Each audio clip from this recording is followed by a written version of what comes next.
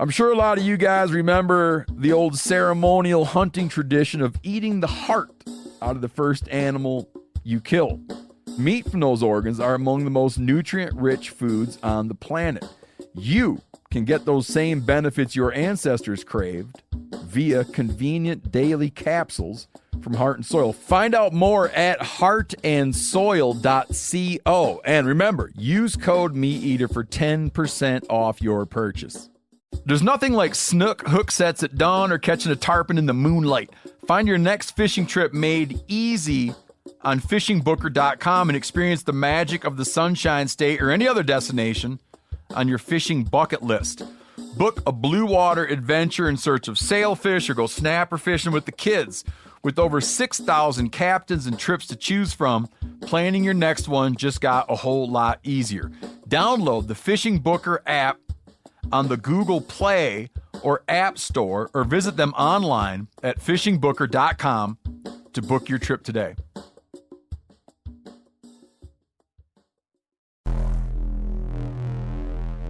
Welcome to the Wired to Hunt podcast, your home for deer hunting news, stories, and strategies. And now, your host, Mark Kenyon. Welcome to the Wired to Hunt podcast. I'm your host, Mark Kenyon, and this is episode number 150. And today in the show, we are joined by a super successful DIY public land deer hunter known by some as the Professor, Joe Elsinger. And this, in my opinion, is one of the most interesting and helpful interviews we've recorded in a long time. So, get ready for some serious learning.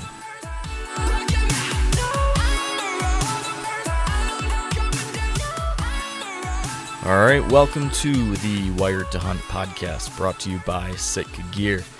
And today on the show, we are diving deep into the mind of a super successful DIY public land deer hunter, a man known by some as the Professor, and to the rest of the world by the name of Joe Elsinger. And today we're going to poke and prod and question and harass Joe until he shares with us everything we need to know to have the same kind of deer hunting success that he's had. So what do you think, Dan? Does that sound like a good strategy for today?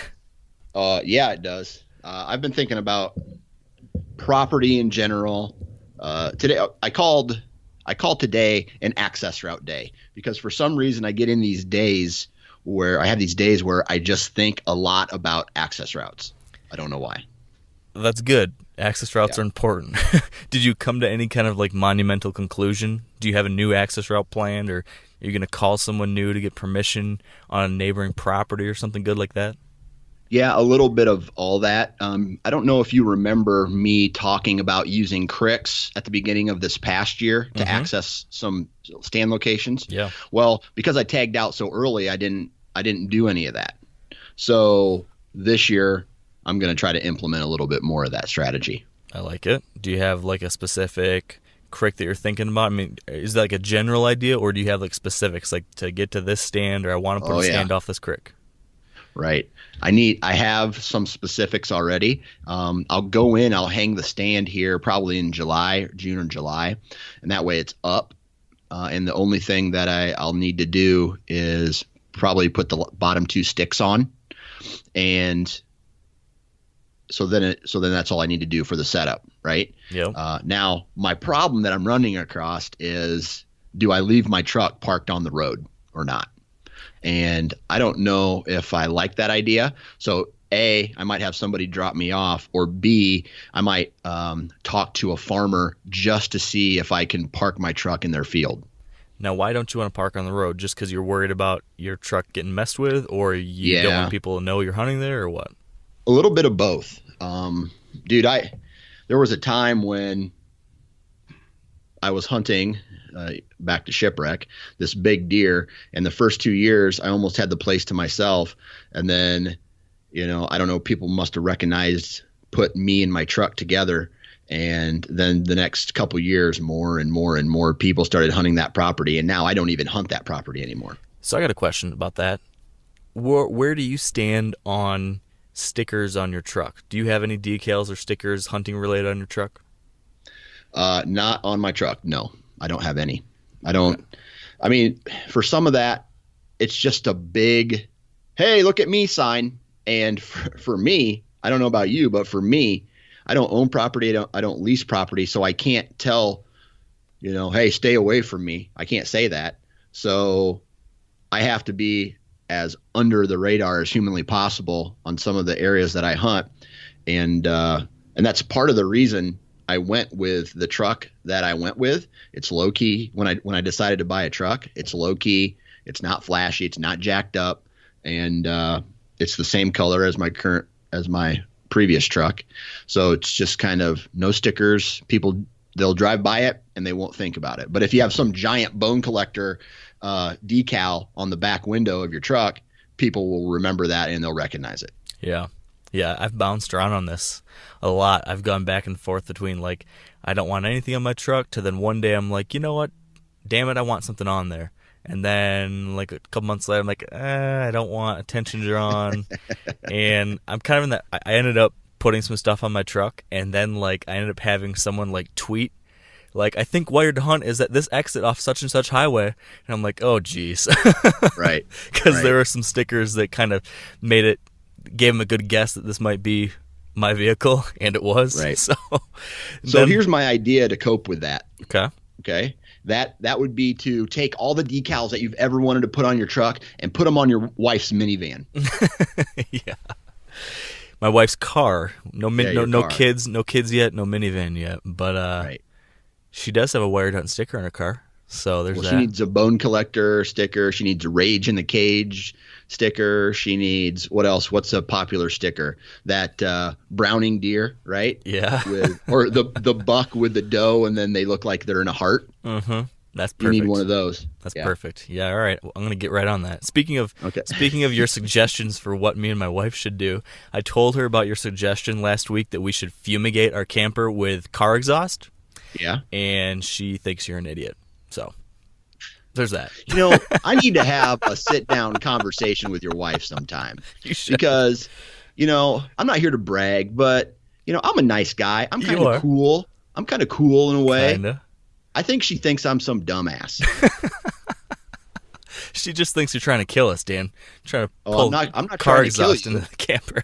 Well, if you do that, you're the idiot. Yeah. It can be done.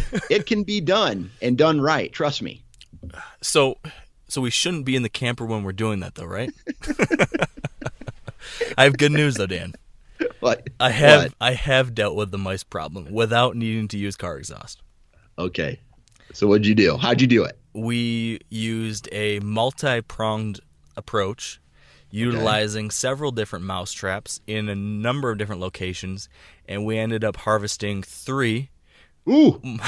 We tagged 3 nice, 2, I don't know. I'm not sure if they're Wyoming mice or Montana mice, but we got one of them killed while we were in Wyoming, and then we made the switch to Montana, and there were 2 more that I think came along for the ride, is my best guess. And one of them, unfortunately, might be with us for a long time, though, because we heard a snap, one of the traps go off in the middle of the night, and then I kept hearing this clunking and all this noise and stuff, and I'm like, oh, man, what is that? So, 10 seconds later, I go walking into the bathroom, and I open up the cabinet, and I just saw in time the back end of one of these traps trailing behind. There's this opening underneath our sink that goes down behind the shower, and that must be where they're coming in through. That's and funny. We must have got this mouse by the foot or the leg or something. He was able to drag himself back in there, and then for the rest of the night, underneath the camper, somewhere in some part of the camper I can't get to, you could just hear this clanking around and shifting and clicking and clacking, and he probably died down there, and so I've got a rotting mouse that we're going to be carrying around.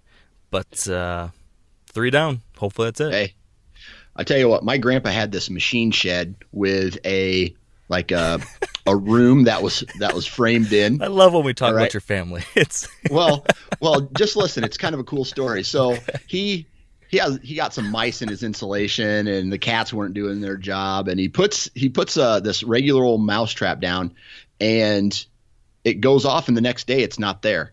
Well, there was a possum that got into the garage, and it had a mouse trap stuck to its tail, and you could hear it in the machine shed drag that mouse trap across the I-beams when it would walk in the up in the roof of it. Right. And it was hilarious. And it took him like 5 months to kill it because he could never find it. But when he killed it, finally, he found the mousetrap still attached to this possum's tail. And did he reuse it after that? I don't know about that, but Is this the grandpa that was married to your grandma who used to make you beat rodents over the head with a bat when you guys trapped them or something like that? Yep, that was that same family. Yep. I like that family. I was the executioner for the animals that were still alive in the traps. And all the questions people have had about Nine Fingers, this answers it for you. Hey, Mark, we better start talking about deer because we don't want any more negative reviews, okay? We get a couple of those. That's all right. I want to talk about two more things not related to deer, though, really quickly. Okay. Because, I'm taking my little deer break while I'm out west, although I'm seeing deer and thinking about deer. But number one, I saw 7 grizzlies in one day, a couple days ago. That is ridiculous. Yeah, it was pretty crazy. So now that you know that they're in the area, do you ever get a little freaked out like really a grizzly bear could get into this camper if they really wanted to? Well, where we're camped right now, we're not worried about bears where we're camped right now. We're down in the middle of a valley. That's bears wouldn't be that close. Where we saw these bears was actually in Yellowstone, about 50 miles south of us. We were hiking down there, so not worried about that. And I've camped a lot in places where there's grizzlies, and I don't know, I'm just not really worried about them getting in the camp or anything. And when I backpack, and you're like in a little tiny tent, 10 miles in there, all by yourself, then you think about it a little bit more. But like we've talked about in the past, when you're in bear country, you just follow the basic best practices. Don't have food in your tent. Don't cook next to your tent. Don't do anything stupid like that. And they're going to mind their own business as long as you mind yours. So when I first started doing this stuff, I definitely was really nervous about it. But now I've gotten pretty comfortable. And on this hiking trip, it was pretty cool. We headed down there. We saw one black bear on the drive down. We pull off at this trailhead. We are... we're getting our stuff together and everything, and a guy pulls in next to us and pulls out a spotting scope and says, "You guys want to see a grizzly?" We're like, "Sure." And there's a grizzly, I don't know, 500 yards away off in this kind of this deadfall cluster of trees and stuff. So that was kind of how we kicked it off.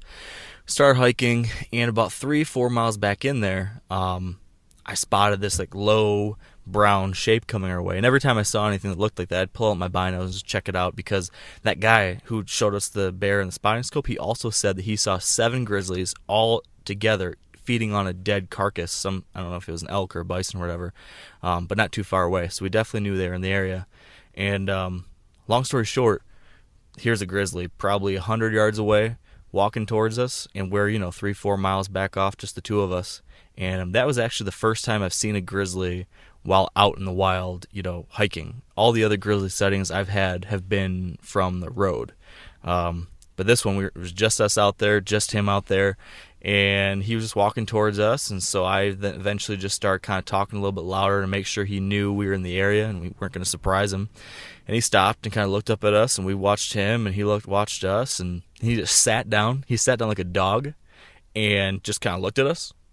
And it was just the coolest thing, just kind of being in some small way, having this like one-to-one connection with a big grizzly bear in the wild.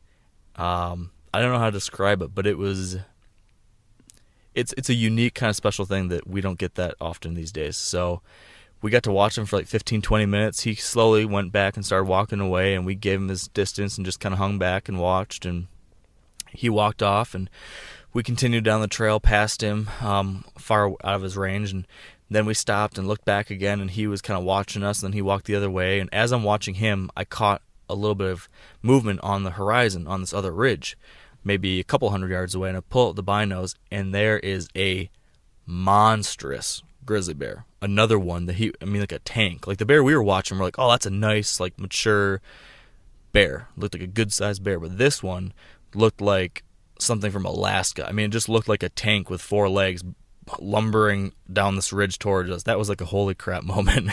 And he, luckily that was a fine encounter too. He just kind of walked down the ridge a little bit, then turned, went the other way, and we continued hiking and saw another black bear.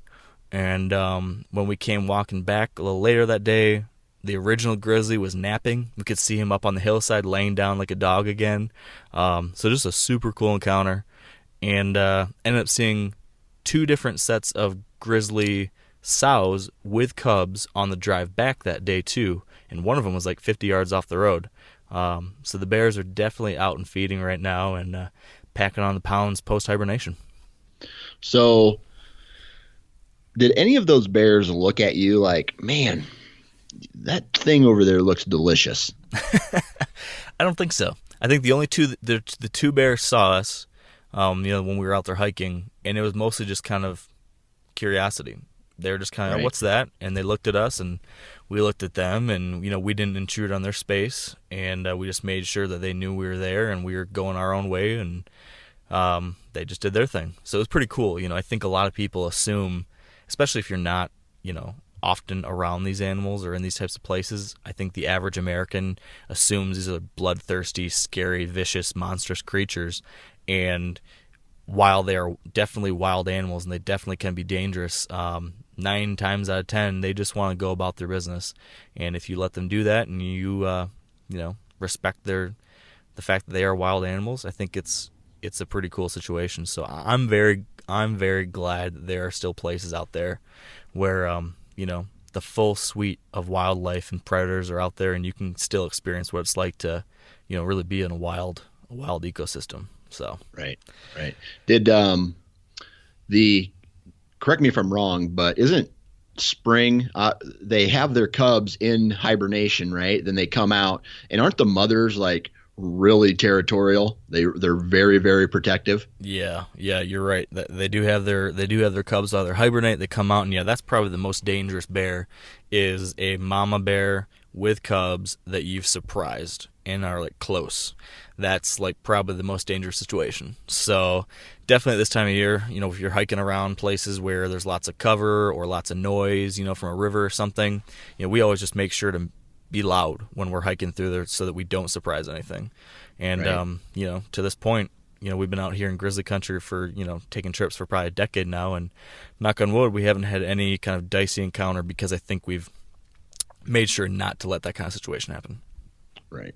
So, man, someday. Yeah. Now, I will say I'm about to embark on an adventure that is probably the most sketchy grizzly-related thing I'll have ever done, because starting this weekend, I'm going to start my black bear hunt. And I'm now in Montana, right? In Montana, yep. Okay. And I've switched up the destination where I'm going to do that hunt, and now I'm going to be bear hunting in territory that grizzly bears also inhabit. Originally, it was going to be a spot where there weren't grizzlies, but we kind of found a nice spot that we like here, and I did some research and chatted with some people, and I found a pretty good spot, I think, to go chase some black bears, but there's also potential of running into a grizzly. So sneaking around, being quiet with, grizzly bears around and the potential surprise one, I think I will be kind of a little more on edge than I usually am. But that'll be the fun part, right? Oh, yeah, sure. I'm really pumped, though. I'm really, really excited. Can you shoot a grizzly bear with the same tag, or does it have to be a black bear? No, grizzly bears they're still endangered species, so it is illegal to shoot one. Oh, okay. I gotcha. In the lower 48. So no shooting grizzlies. You can only shoot a black bear. If it's a life-threatening situation with a grizzly and it's self-defense, that can happen. But, hopefully that won't be an issue. I'll have bear spray. Worst case scenario, something comes up close, use that. But right. I'm really excited chasing black bears and get up in the mountains and hiking and glassing, and I don't know what I'm doing at all, though. So I've just been watching YouTube videos and reading articles and talking to a few people, and I was watching YouTube videos on how to properly cape out and skin out a black bear and all this stuff. So it's going to be a big new experience. But is this a backpack tent type of hunt, or is this a hunt from the truck or hunt from your camper type of hunt? I'd like to backpack in there, but because my wife is here with me and the dogs, I don't think she really wants to be left alone for 3-4 days. So I'm going to go in and just do day hunts and come back and meet her at the camp at night. So gotcha. It'll be a little more hiking probably, but we'll make it work. So perfect. That's the game plan. Good luck, man. Thank you. I'm finally catching fish too. Yeah, I saw that. Yeah. There's been Can you eat those, or do you have to throw those back? You can eat them. I've just been throwing them back. I don't know, for whatever reason, trout, I just catch and release. Right. It seems like that's just the thing to do. So there's been a good caddis hatch, catching some rainbows and some cutthroat, and that's my story. So I think we got to, what am I trying to say? I think we got to shut this down, though, and get our guest on here because we got to talk big whitetail bucks. Amen. All right, well, let's take a quick break for our sickest story, and then we're going to get Joe on the line. So our sickest story today is going to be a little different than planned. The sickest story today is going to be from me, actually, because since I recorded this initial interview with Dan, my plans for my bear hunting have changed. And now today, actually, that's Thursday, I'm going to be heading out on my very first black bear hunt, but not on my own now as originally planned. Instead, I'm going to be bear hunting with my friend, the ultimate public lands advocate and TV and podcast host, Randy Newberg. Randy was gracious enough to invite me along to hunt with him after we met up the other day, and I'm pretty excited because I'm going to get to learn from someone that has, been a tremendously successful bear hunter. So right now, here's what I'm feeling. I'm feeling really excited to go out and see some bears. I'm feeling much more confident that I might actually feel a tag since Randy knows a whole lot more than I do about what to do when actually chasing these bears. And finally, I'm also feeling a little bit nervous because I'm afraid Randy might out-hike me up and down these mountains. I mean, he lives out here in Montana all year round, so I might be about to get embarrassed here in the next few hours. I'm not sure, but this is a sickest story still in progress. So in our next episode, we'll return with updates on how the hunt went and maybe even have some audio from the film that's going to come from this hunt. So I'm excited about that, and on this adventure, I will be wearing my Sitka Core lightweight tops and bottoms and my 90% pants and jacket. And if you'd like to make a Sitka story of your own someday, you can learn more about Sitka's technical hunting apparel at sitkagear.com. And now, let's get back to the show and bring Joe on the line. And now with us on the phone is Joe Elsinger. Welcome to the show, Joe. Hey, guys. Thanks for having me. Yeah, absolutely. How are you today? I'm good. Yeah, sun's finally out after about 3 days of rain, so Amen. Amen. can't complain. Yeah, we've been dealing with the same thing. I'm temporarily in Montana, and it's been raining and snowing for the past week, so I'm hoping spring will finally be here. But Joe, I appreciate you taking the time to do this. I first found out about you not too long ago by way of my friend Andy May, and he's been putting together these little Q&A blog posts for Wired to Hunt, and recently he featured you and your hunting tactics, and after reading through that, I just really enjoyed your perspective that you shared on that. You had a lot of interesting tactics and experiences you shared, but I just liked the way you approached hunting and the things that, the way you explained things. I think it was, I think there was a lot of value there. So immediately after reading that, I was like, all right, I need to get Joe on the podcast to dive into this stuff further. So that's what I want to do today. I really want to get into a lot of things as far as how you hunt, why you do the things you do. But before that, I guess, can you just give us kind of the Joe Elsinger 101? What's your story? How'd you get to this point? What's the evolution of you as a deer hunter looked like to this point? Yeah. Well, I guess first, it's a little surreal being on this podcast. I'm not going to lie. I'm pretty sure I've listened to every single Wired to Hunt podcast. I'm kind of a podcast junkie. Yeah. And I've listened to a lot of Dan's Nine Finger Chronicle podcast, too. He does a great job, too. So kudos to both of you. I love it. So, Thank you. And I know I'm not the only guy. Well, that's all we need for today, guys. Joe, we're done with you. That was perfect.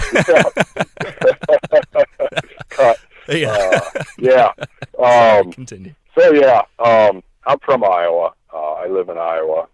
I lived a few other places too, in between now and growing up. But I kind of live in eastern Iowa. I started like a lot of other guys. I started hunting at a young age. Small game, deer. I worked my way up to deer. I think I shot my first deer maybe when I was 12 years old. But I killed a pile of rabbits and squirrels before that, and the first thing I remember hunting when I was maybe 6 or 7 was I had my BB gun, and I was trying to shoot the heads off grasshoppers, and I'd feed them to the chickens. So that gives you an idea. I think I was born a hunter, for better or worse. That's and awesome. I'm still that way. So, although I haven't shot a grasshopper in a long time. So, yeah, I mean, I started bow hunting when I was 13 or 14, and bow hunted. I haven't missed a season. I spent a lot of my time here in Iowa, but last few years I've tried to branch out, kind of push my boundaries. I've gone elk hunting a few times, tagged a couple elk, and I've started hunting deer up in northern Wisconsin, which is really cool. I think I've learned a ton up there. I've learned about as much up there in the last 3 or 4 years as the last 10 years down here in Iowa, because it's completely different deer numbers. They move differently. There's wolves. There's it's big woods. So, yeah. Anything specific you want me to touch on? Fire away. Nice. That's definitely interesting to hear about that unique perspective based on trying to hunt some different places. And I'm going to be interested in hearing about some of those differences and what you did learn. But I guess let's continue to set the stage. Can you dive into a little more detail in regards to what your current hunting situation is like in Iowa? And then I guess you can touch on the Wisconsin piece too. But I'm kind of curious about, what are the types of places you're hunting? I mean, are these big parcels, small parcels, public, private, et cetera, et cetera? Yeah.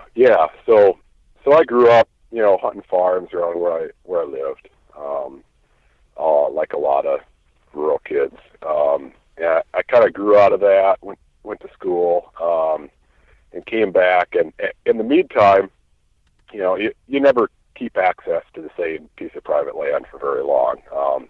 And I've never had the opportunity to hunt any big, exclusive access hunting estate, unfortunately. So I've transitioned more to public land, and I'm really drawn to public land because it's really a level playing field. You and everybody else out there, it's the same set of rules you got to play by. Anybody who goes there with a tag can play by those rules. So, kind of for the last decade, I transitioned to just about, I bow hunt almost all public land, and I still, I hunt late season in the muzzleloader as well. And I hunt some private land there. But for those that tune that out, I'll just say I've never shot a deer out of a food plot in my entire life, so I'm not one of those kind of hunters. So I bow hunt public land, and I cover a lot of public land. I've learned, I'm fortunate to live in Iowa and hunt Iowa, and we still have good age structure of the bucks for open access land, but it's nothing compared to what you see on TV. I can assure you that. I'll try to find a 4-year-old or older buck, and to hunt every year. And usually I try to find 4 or 5 or 6 of those. But I have to cover, like right now, I'm covering probably 5,000 acres of public land across about 10 different parcels to find that number of deer, resident bucks to hunt. Sure, there might be a few more that drift through in the rut, but got to work your tail off to find them, and they're not where everybody else is hunting. So I'm sure guys have heard that song and dance. You gotta look where everybody else isn't hunting. But that's my situation right now. And I just love the chase. I love hunting down those deer. That's my passion. And anything else for that matter. But I really like the year-round chase. I'm scouting year-round. The day I kill a deer, the next day, or almost after, as soon as I have that deer cut up and in the freezer, I'm thinking about how to get next year's deer. So yeah, we definitely can relate to that for sure. Me and, as you know, Dan and I both we share in that year-round obsession. I want you to elaborate on the scouting piece, because one of the things that you mentioned in that Q&A that we published earlier was this scouting journal that you kept, and you kept track of all the details of how much you scouted, how many miles you walked, what you saw, all these different things.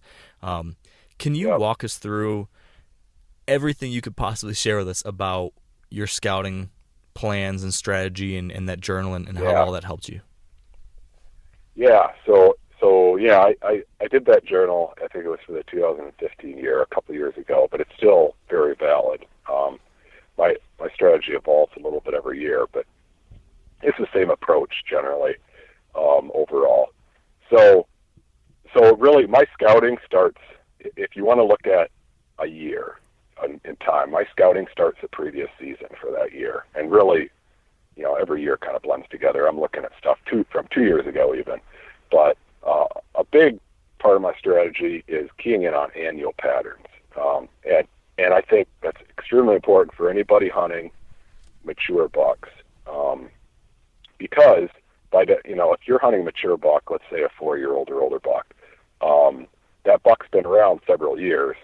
And so if you're not new to the area, you should have some observations from them from previous years. And some things change, but a lot of things stay the same of how they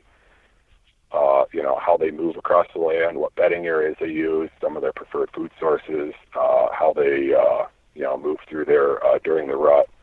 And anyway, the previous year, when I'm not hunting, and I actually don't hunt a whole lot. I mean, that sounds weird. I'm talking about bow hunting, I do a lot more scouting than bow hunting. I probably do 2 to 3 times as much scouting as actual bow hunting. Wow. And even if I have a tag, I'm only actually hunting when I think I'm going to kill a buck. And by no means am I only, I'm not batting 100%. I'd be thrilled if I was batting, 30%. Right. Usually it's more like 1 in 10 or 1 in 6, to be honest, in the last few years, which is still pretty darn good. Heck yeah.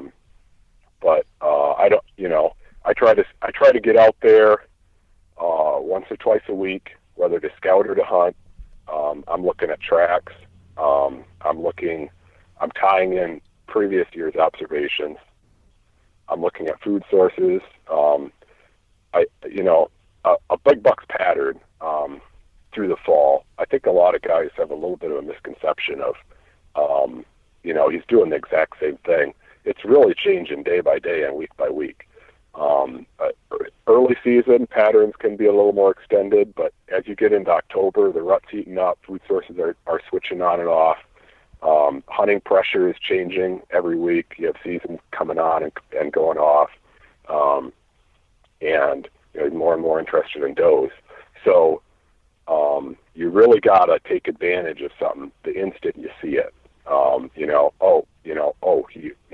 He's frequenting this bedding area, and it's, the late pre-rut, and there's, he's probably heading this direction to nose around the does in the area, and boom, you hunt it, you get the right wind, you kill him. Anyway, I'm scouting the previous fall, the previous winter. I mean, through the winter, if there's snow on the ground, you can't really see a lot of that rut sign, or really any sign on the ground, but you see deer tracks everywhere, and they may or may not be in the same areas as the rest of the year, but you can just learn how they move across the land. Just find a set of tracks and follow it around. And for anybody new to tracking, I highly recommend that. Like, doe tracks, just see how they move across the land, because every terrain's different. I hunt a lot of hills and farm country in eastern Iowa, and a little bit of big woods up there in Wisconsin. But my bread and butter is hill country, bluff country, and I know that very well. And I couldn't tell somebody who's hunting pancake flat land, how deer are moving there, but I can tell them how to find it out. So you learn so much by just following deer around. I did that when I was a kid, and that helped my understanding of deer immensely. When you're doing that, and then come spring, yeah. Quick question, Joe. When you're doing that, in the winter, there's snow on the ground. Yep. Are you just walking and following around these tracks and just kind of taking it all in and thinking about it and just kind of out of curiosity following, or are you following a set of tracks and then writing that down and taking note? Okay, I thought that most of the tracks all came through this little low spot in the field check that off in my journal that in the future I'm going to know that Yep. at this time of the year they're coming through here, and then you're looking for specific bedding areas. I mean, how detailed do you get with that? And is it kind of just all in your head, or do you record it some way, or what do you do with that stuff? Yeah.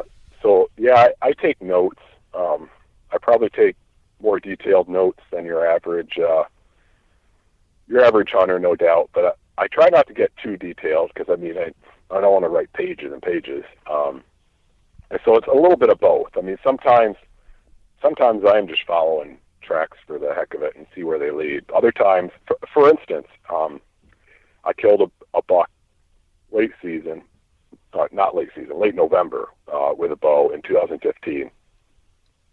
And in the spring, it was like January, so it was still winter of 2015. So almost a year before that, I was circling around this one bedding area, and I caught this great big square set of tracks coming out of that bedding area. There was a fresh snow, a real fresh, sticky snow, and it was a northeast wind. And I followed it in, and he bedded on the downwind side of a thicket, kind of on a little point. Public land, this is, 3/4 of a mile, and from access, it was probably almost a mile. And anyway, here, my 2015 season was,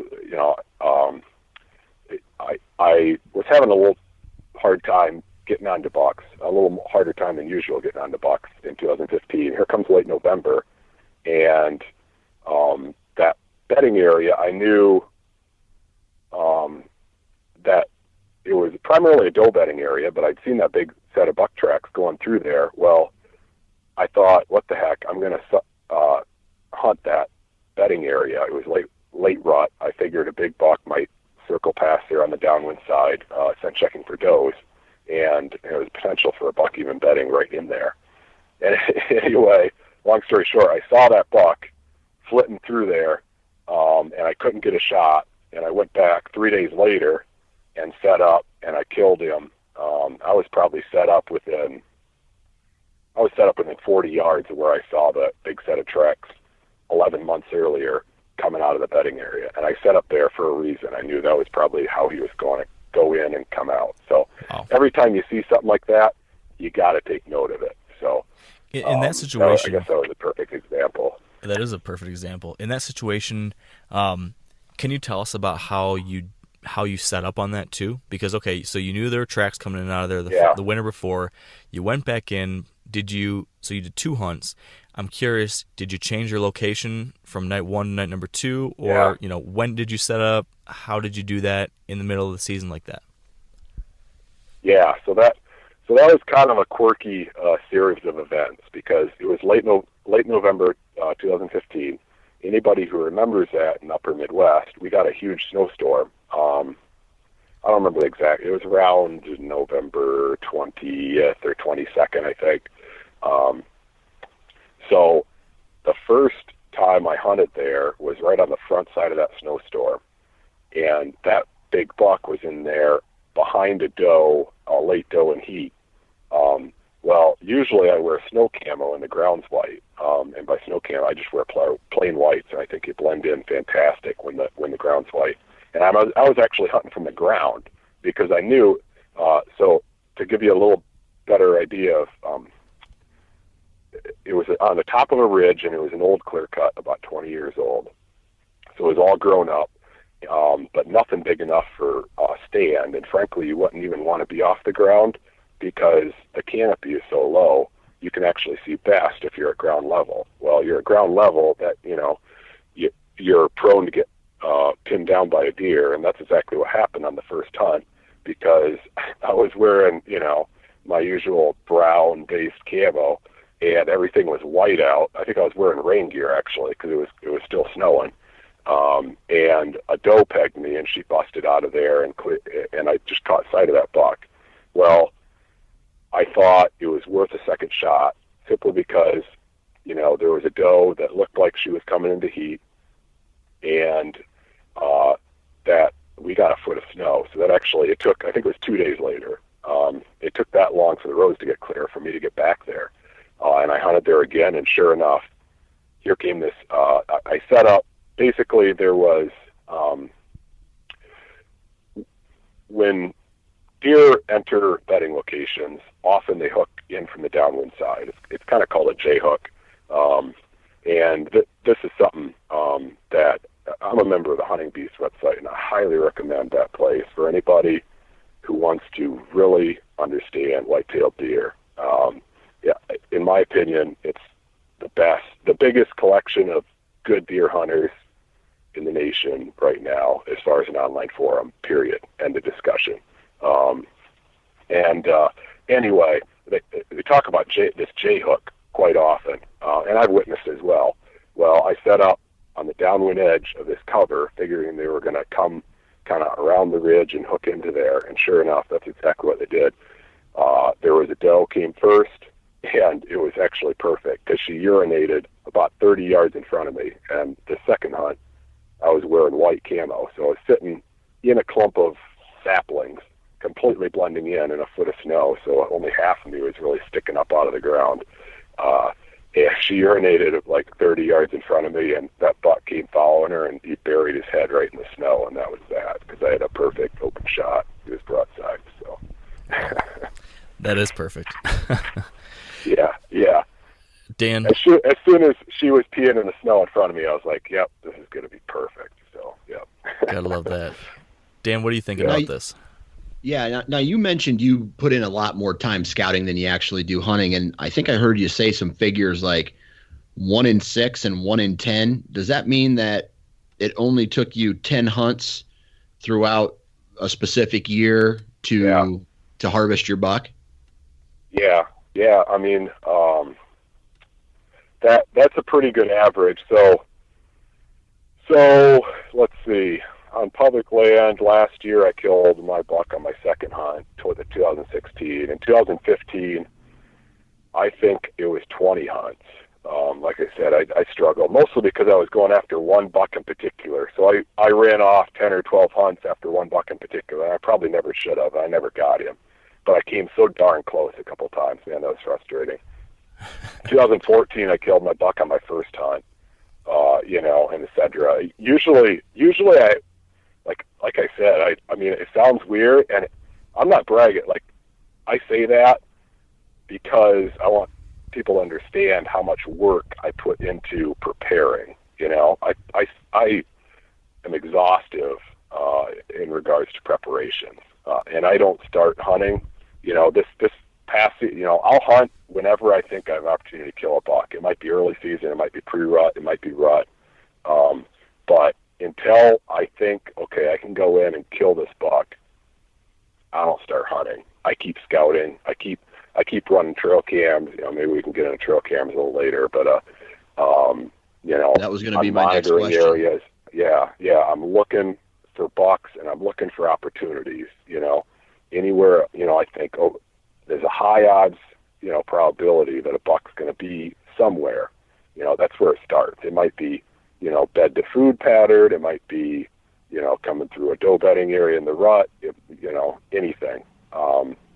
Anything that I can intentionally, go in there and find him, I'm doing it. But until then, I don't touch it, and I stay out of there like the plague. And I've learned that the hard way, So, I mean, in high school, I would hunt every day I could. I would hunt 60, 80 times in a season, and I started out hunting much like everybody else. I would have 2 or 4 or 6 or 8 stands pre-hung at the beginning of the season, rotate through them. By the time the rut came around, I'd hunted all these spots, 3 or 4 or 6 times.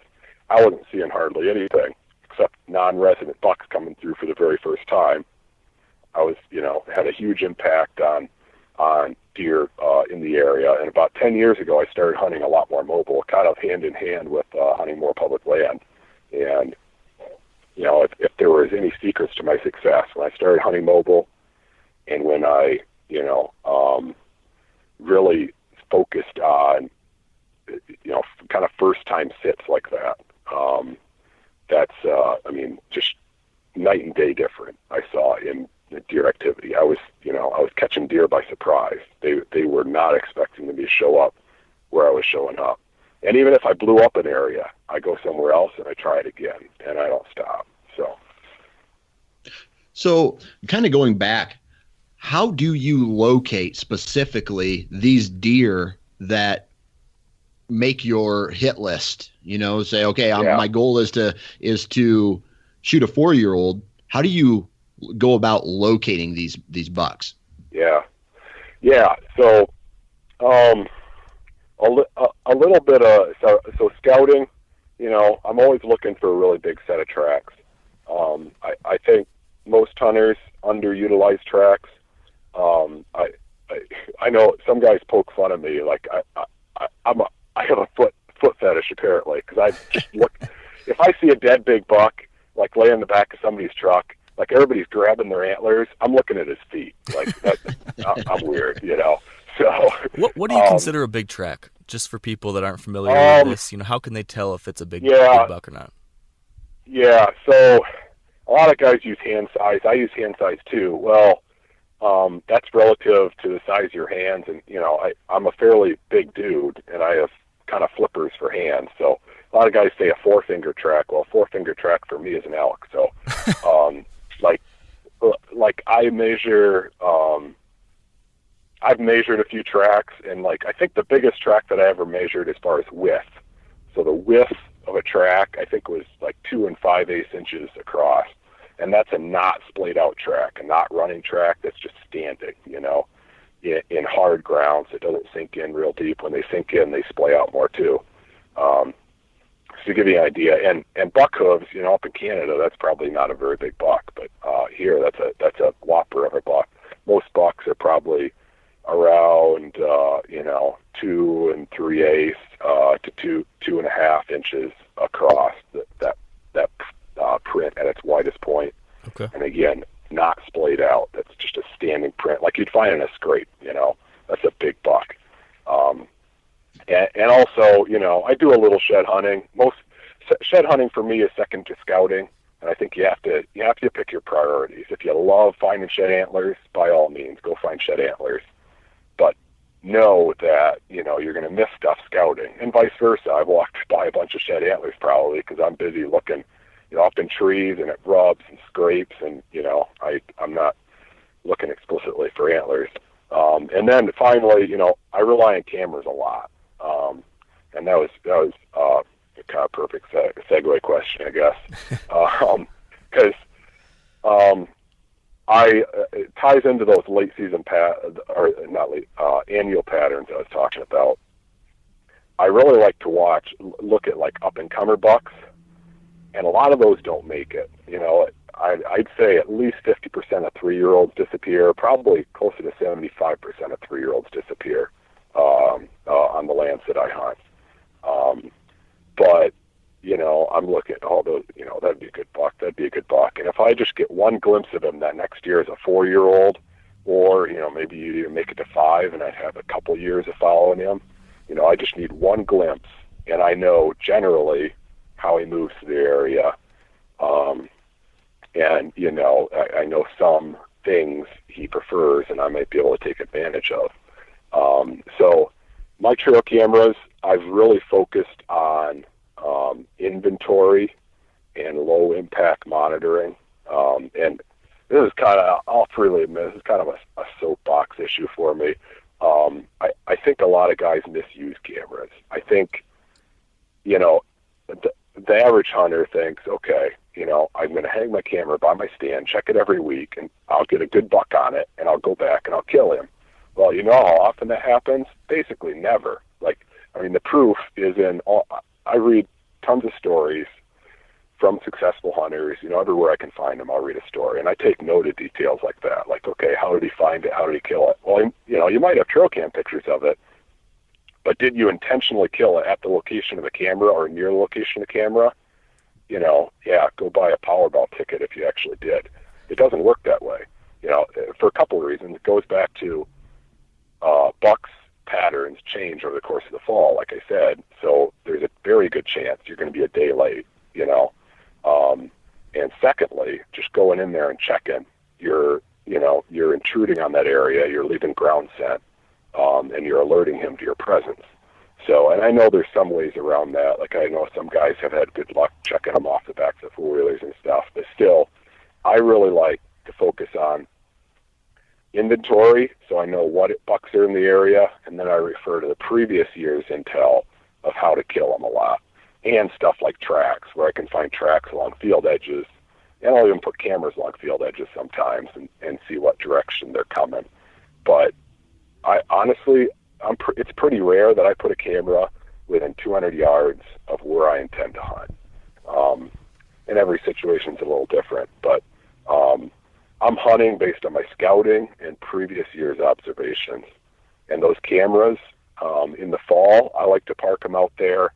One really thing I really like to do in the rut, I drop them in to potential setups that I probably won't get to hunt. Because like I said, I don't do that much hunting.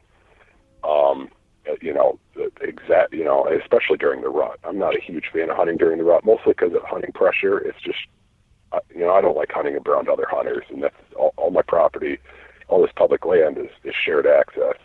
And if everybody takes their 2-week rut vacation, which is all well and good, but I like hunting all by myself in October, and late season. But anyway, drop in your camera, leave it soak all rut. Don't check it. Don't hunt nearby it. And then pull it. That'll give you something to do in the winter. Analyze those photos. Look at what patterns there are. Okay, when are the bucks coming through? What direction are they coming through? Where do you think they're coming from? Where do you think they're going to? What weather conditions are they is most movement on? What types of wind and such. You can gain so much intel from that. And I've really focused on doing that the last few years. And I'll have time to, especially during the rut, when you're trying to take advantage of an observation, you might see a big buck chasing a doe. You need to go hunt that right now. You don't have time to go take time off and check cameras. So, I don't know. I highly recommend doing that. And you really learn a lot about deer behavior, especially if you have, several cameras. Like, I don't have a ton of cameras. I know some guys run, dozens of cameras. I've got 6, 7 cameras.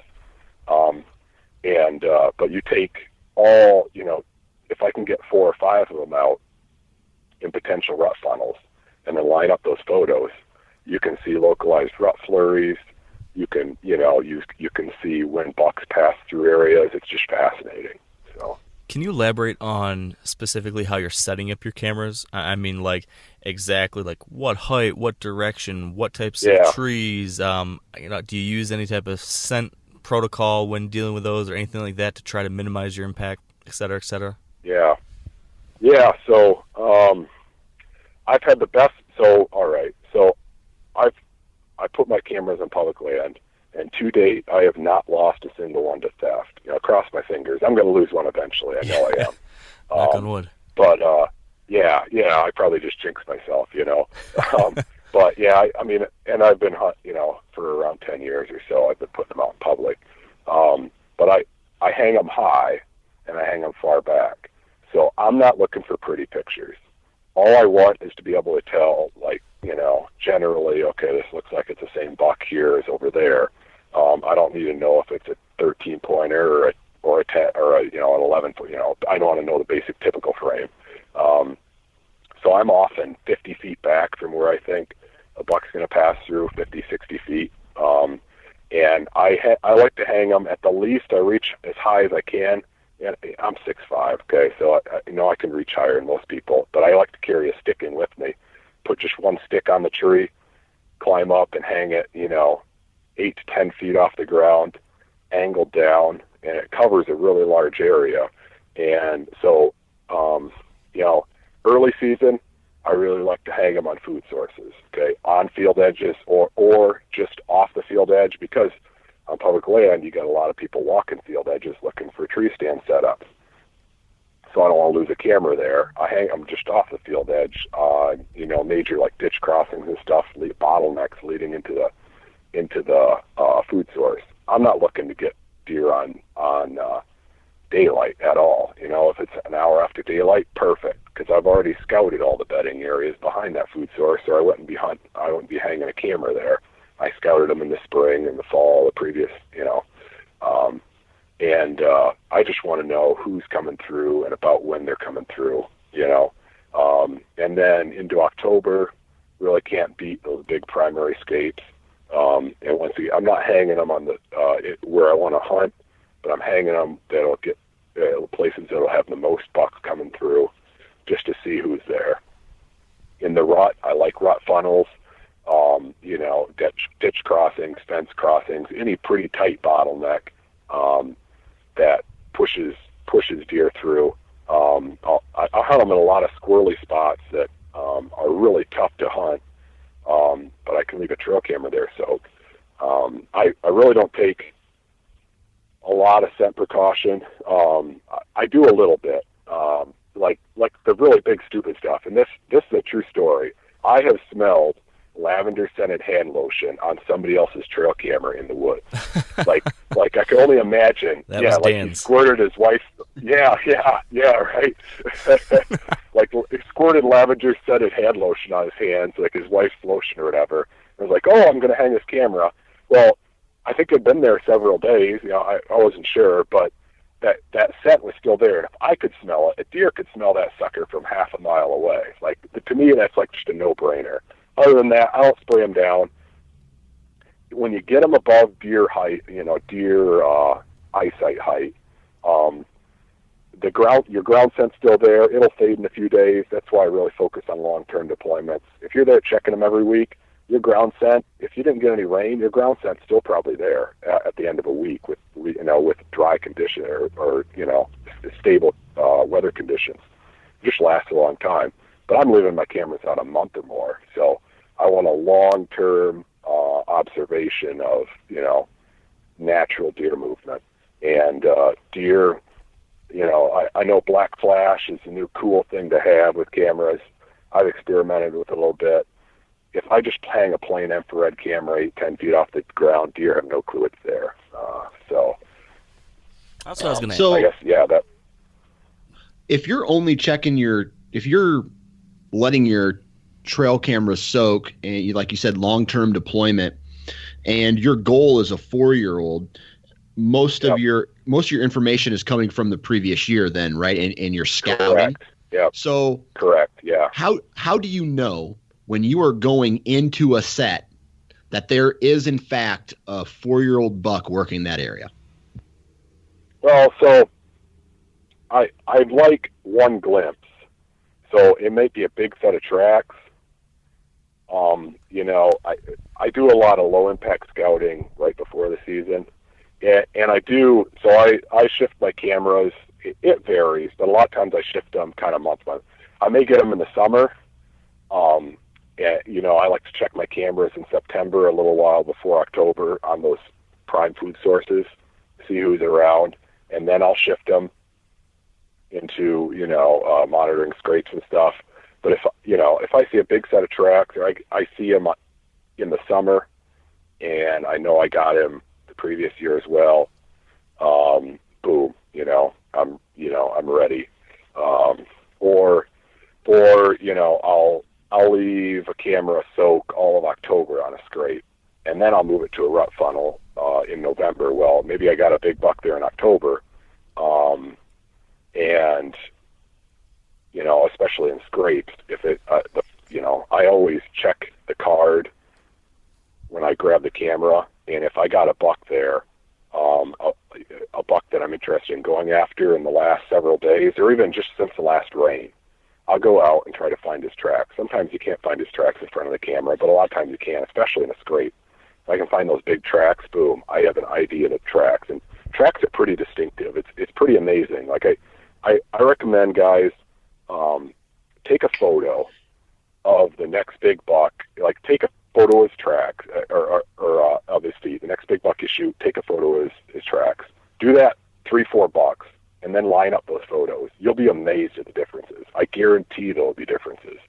Some have chip toes, some have square toes, some have longer toes, some are wider.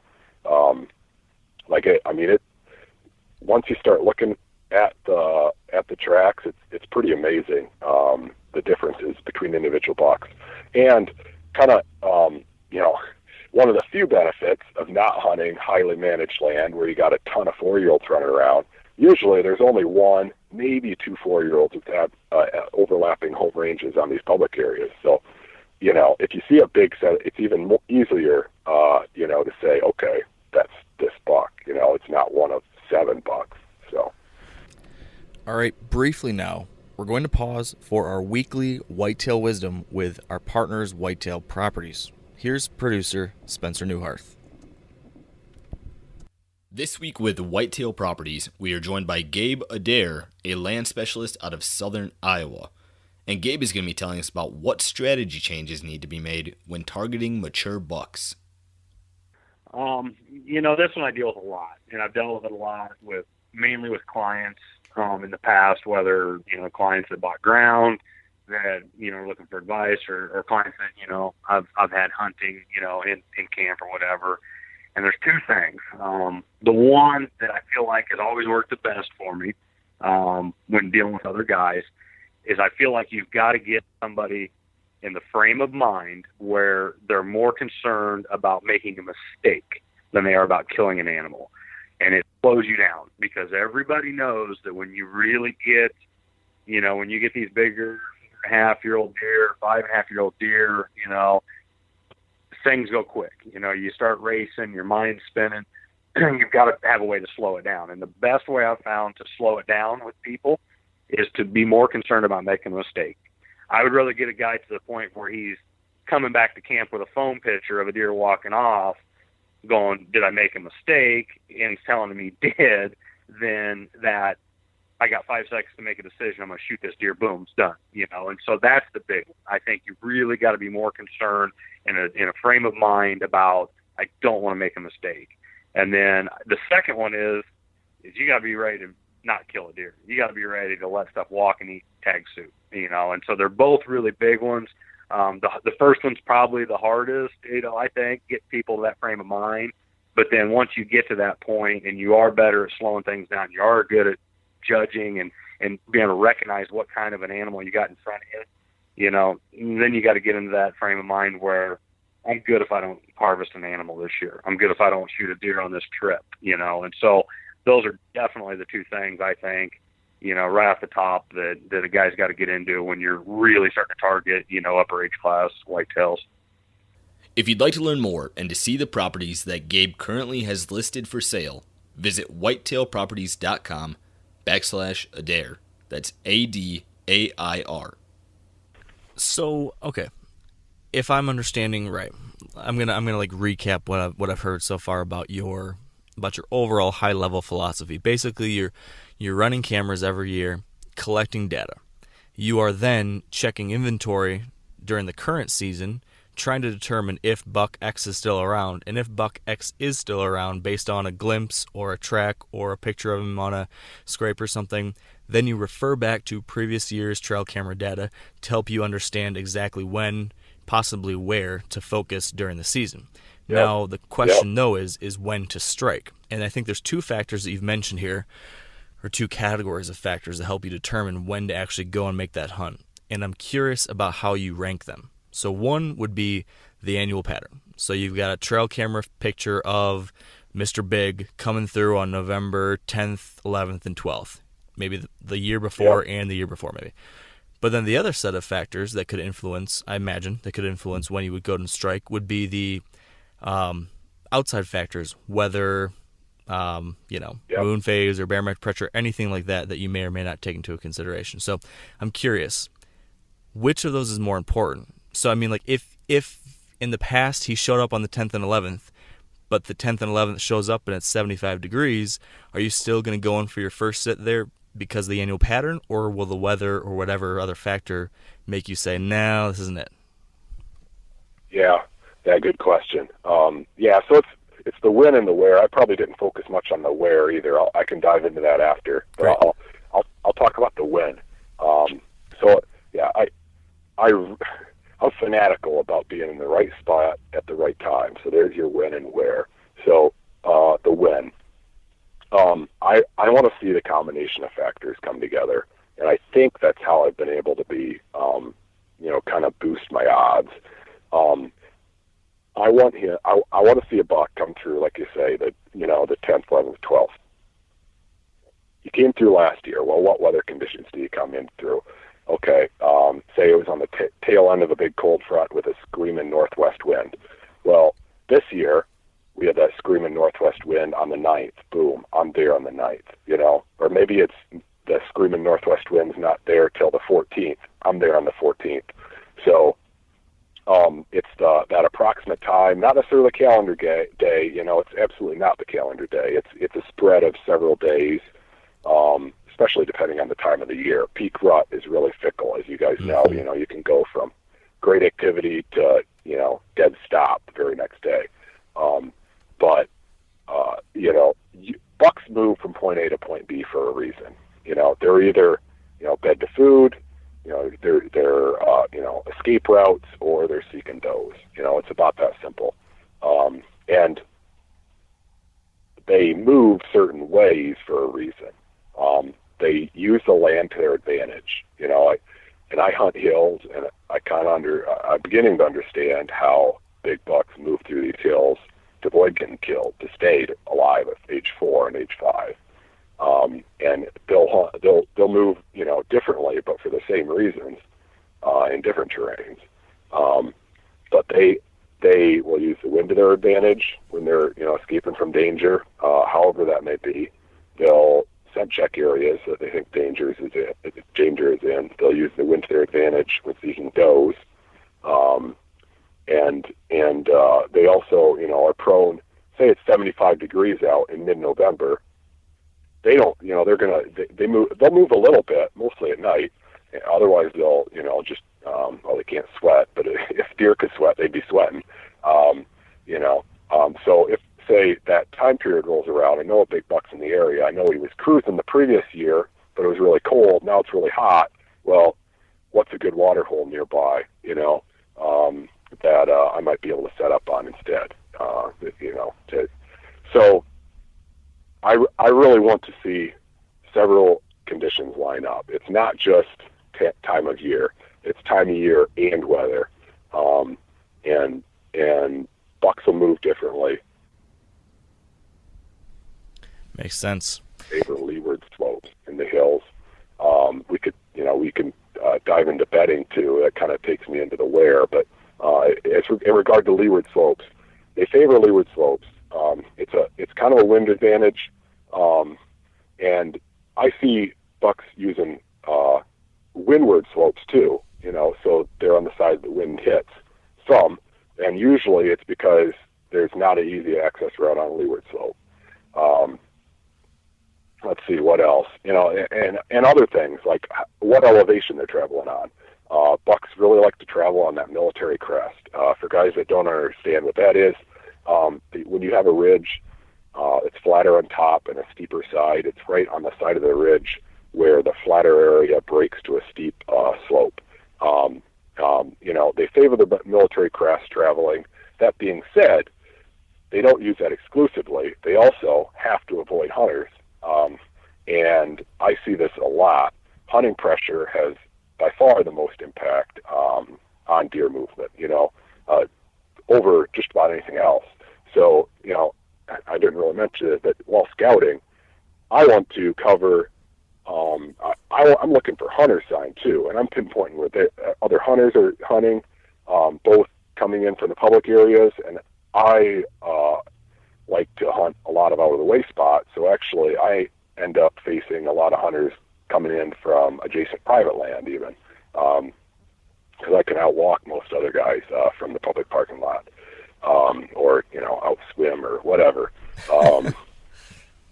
You know, you got to do it on public land. You got to be where other guys are.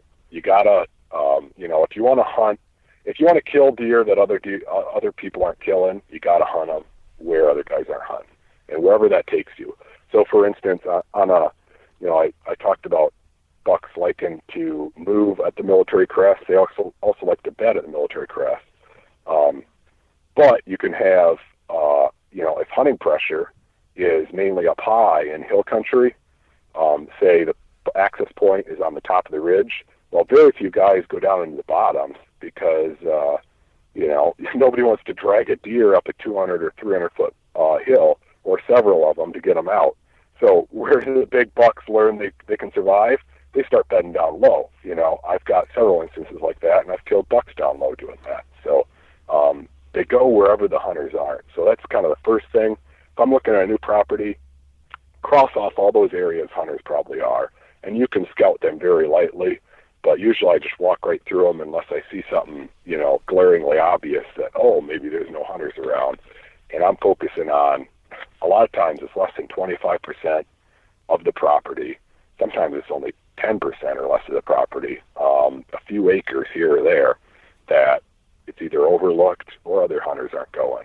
And that's where the big boys are living, in daylight. They're bedding. So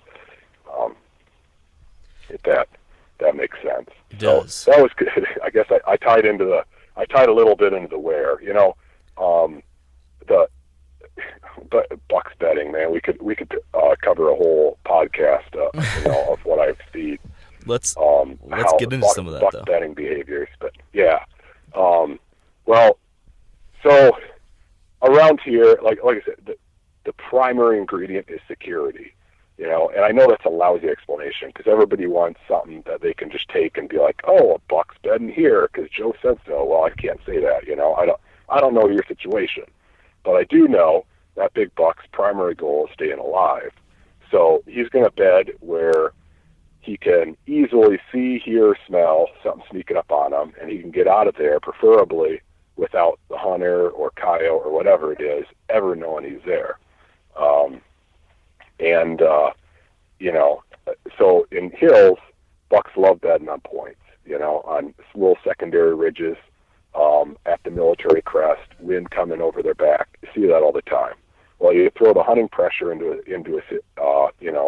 situation, and that's when I start to see some funky things. Like I'll see bucks bedding down low on real low benches and points. I'll see them, when you get into more open farm country, you see them bedding on the tips of draws or little islands of timber, or even out on terraces.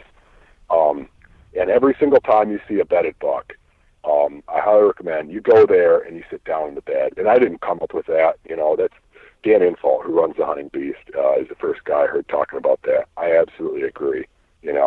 Go and sit down where that buck's bedding. Feel where that wind's coming from.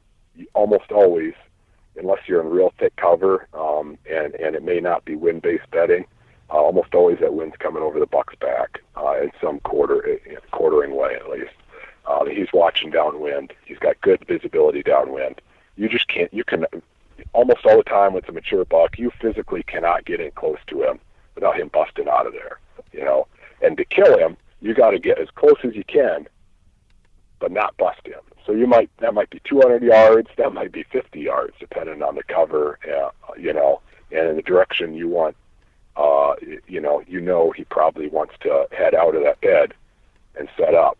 And if he's home when you hunt there, you can get him. So it's I learn more and more about buck bedding every single year. So I don't consider myself an expert, but the biggest thing you got to take away is bucks are trying to stay alive. So wherever they're bedding is where they know they can detect danger and they can get the hell out of Dodge. So I got a question for you. I've never, and this is specifically to the farms that I hunt, and they're a mixture of like those big draws with ag and all that stuff. So I have never found something that resembles a buck bed that is, I want to say used so much that there's white belly hair in it, and stuff like that. I feel that on my farms, there's different bedding areas for different winds. It's specifically on some of the properties that you hunt. What do some of these buck bed locations? I know you mentioned it, but specifically, what do they look like?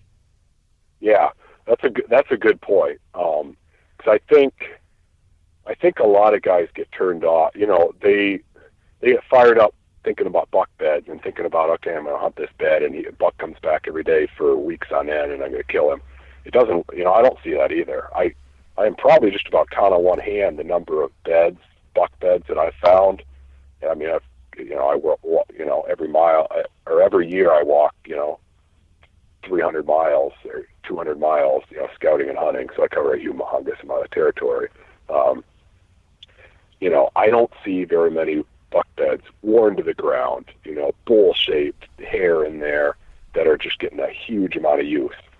But most of the time in hill country, and in hill country, I think bedding is different than, say, in swamps where there's very limited bedding areas, and you have to bed in this specific spot, on this root ball, or you're sitting in water. But in hills, a lot of times I see buck bedding areas are very defined yet. So, next time you see a buck bed, look around and see, even a lightly used, one bed, a buck bedded here is a great big bed. It bedded here sometime in the last several days. Well, look around and see if there's other lightly used beds, because 3 or 4 real lightly used beds equals a ton of use. They add, and that one might be, 20 feet over that direction, and then another one might be 30 yards in this direction. So that's kind of how I look at it. And they're lightly used. There might be only, okay, a sign up that a buck bedded there once in the last week. When I see one, and quite often, say on the same secondary ridge point, I'll find several lightly used beds. And then what I really like to find are 1 or 2 perennial rubs. So, they're last year's rubs, and there's tine marks from 2 years ago and 3 years ago on that same old tree, twisted, gnarled tree. And man, that just makes me, the hair on my neck stand up, because I know a buck's been using this location multiple years. There's clearly a reason. And then I start looking, okay, what are the food sources in the area? What are the, during the rut, what direction is he probably going? What direction are the rubs facing? Sometimes there's a rub line coming into that bedding area. A lot of times there isn't necessarily a rub line, but out 200-300 yards, you might find a rub or 2, but they're facing into or out of that bedding area. Well, that gives you a line of travel. He was going that way, on that particular time anyway. And not necessarily every time, but every little bit's a clue.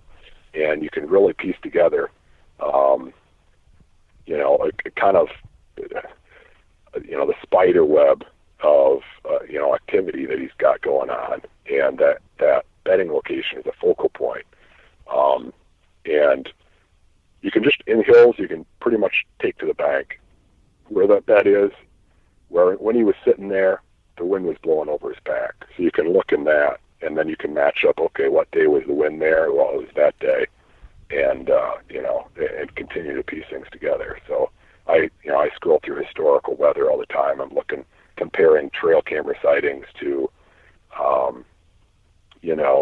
historical weather conditions all the time. I'm a spreadsheet nut. I keep a ton of spreadsheets, and especially if I'm after one specific buck, I start logging when I saw him, where I saw him, what weather conditions. I go crazy. I'm looking at, barometric pressure and moon phase and all that. So can you elaborate on those pieces there, because we haven't really talked about the factors, I'm trying to think of what the right way to categorize these factors are.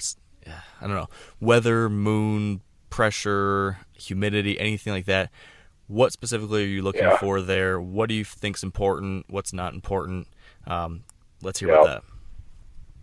Yeah. So, all right. So admittedly, I'm a nerd. I love looking at data, or trends, I should put it that way. Because I'm a deer hunting nerd, I don't wear a tie for a living. Anyway, I'm trying to think how to start. If you had to look at one thing, look at 2 things. Look at stage of the rut and weather, and I think, I've even heard you guys talk about, paralysis by analysis. That's a dangerous thing. That means, you're looking at more things than you should be looking at. You need to dial it down, focus on the big stuff. It's easy to get distracted by little stuff. I mentioned the moon. I consider the moon a secondary factor. Some guys, think it's loony to even talk about the moon, but I think I do see a few trends, but frankly, I'm not even looking at it that closely these days because I'm really focusing back on weather.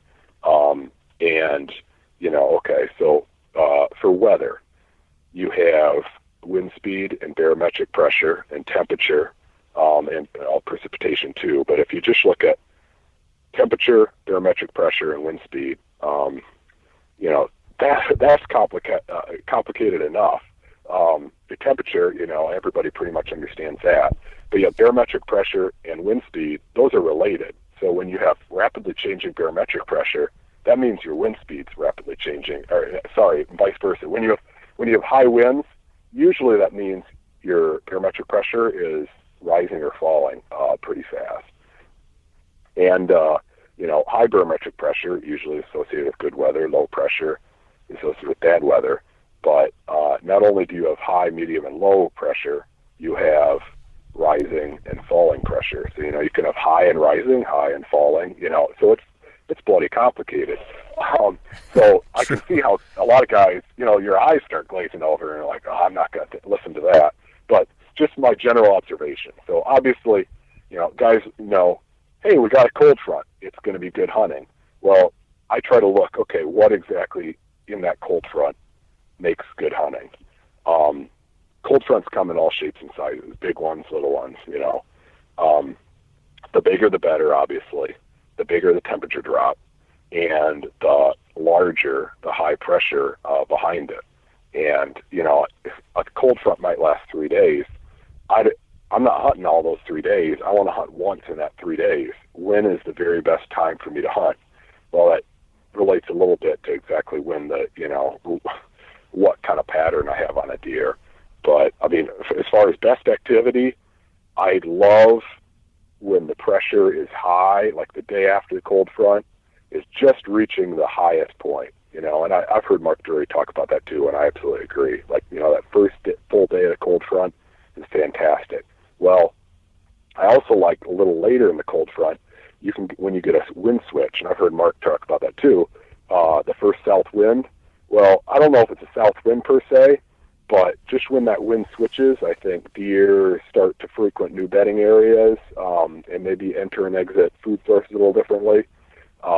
And you see really good deer movement then. I'm trying to, I am usually hunting really tight to bedding, but I'm still looking for optimal deer movement conditions, even though I'm not hunting food plots and stuff. But I want every extra minute that I can have with that big buck on his feet. And I firmly believe he gets up a little earlier and moves around just a little more, on those optimal days. So that's weather. Temperature, my thoughts on temperature, 75 degrees in early October, deer can move fairly well still. 75 degrees in early November kills activity. Unless maybe, it might be worthwhile hunting a water source.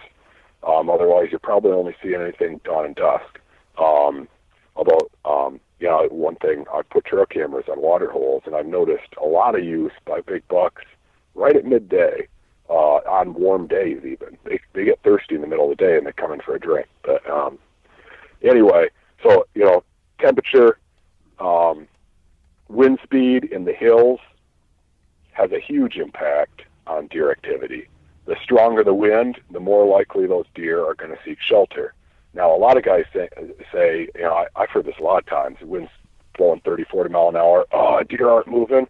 I think deer move great. They're moving differently. You have to get out of the wind to hunt them, and sometimes, your air currents can get a little squirrely when you're setting up in strong wind out of the wind of the hills. I love cold days with a screaming wind, in October or November. Deer just stack up on those sheltered leeward slopes and down low. I've had some great hunts doing that. Everybody else is sitting at home saying the wind's too strong and deer aren't moving, but I'm seeing deer moving. They're not out in the wind. I wouldn't be either. Although sometimes you have to be. It's crappy because you may be 20, 30 feet up a tree and swaying and freezing to death. And down at the base of the tree, everything's nice and calm, but you have to be up there just to wind. But, in that kind of situation, Joe, how do you hunt that situation? Because that's one of the things you always hear about is that it's safer to hunt higher up because your wind's going to be more consistent. If you go down low, it's more apt to have that wind swirling and you're going to get detected. So on those windy days when bucks and other deer have moved down lower where they can be sheltered, how can you still hunt them down there without getting winded? Yeah, well, good question, because it's tough. So one thing I didn't mention while scouting, a lot of times I take scent checker with me. That's one of many things I learned on the hunting beast. I use those little cotton fluffies for milkweed, and that is by far the best scent checking, not scent checking. Geez, confusing myself even. Wind checkers.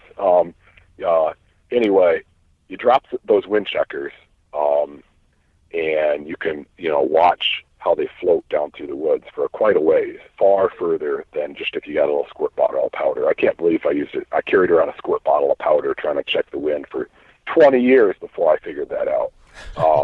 But anyway, so while scouting, say we got a strong wind while scouting, well, I'll drop into a low area that I know is, and this is outside of the season.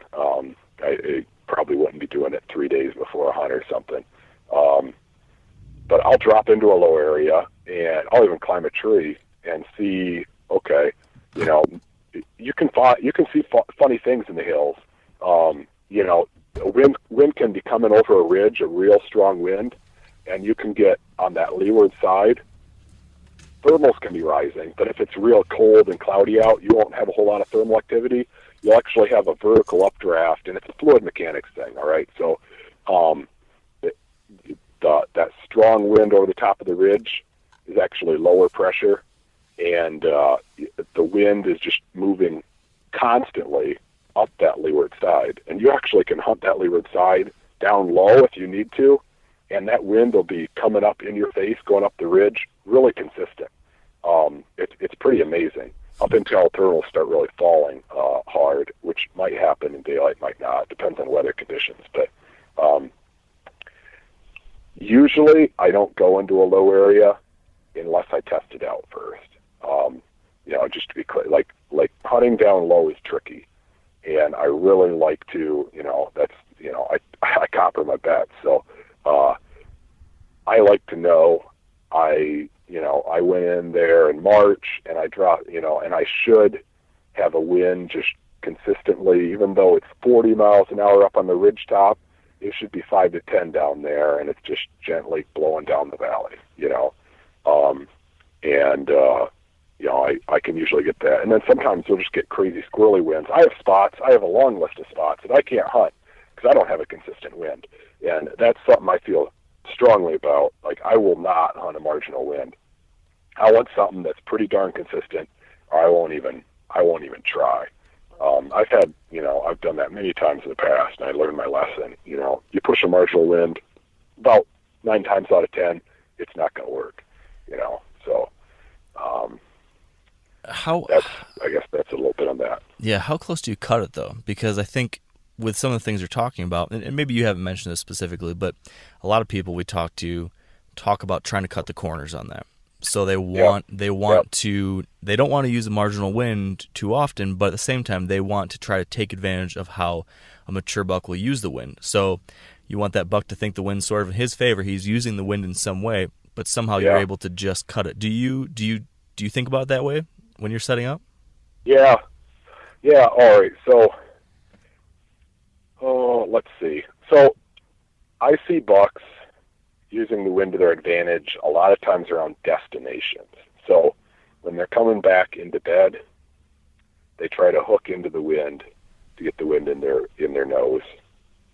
When they're entering a food source, I often see them enter from the downwind side, or even just a low area. They slip into the low area. Well, that's a sight advantage. They're not skylined. But it's also a lot of times when they're entering, say, right at last light or right after dark, those thermals are falling and they're pooling in those lower areas. And also low areas in hill country.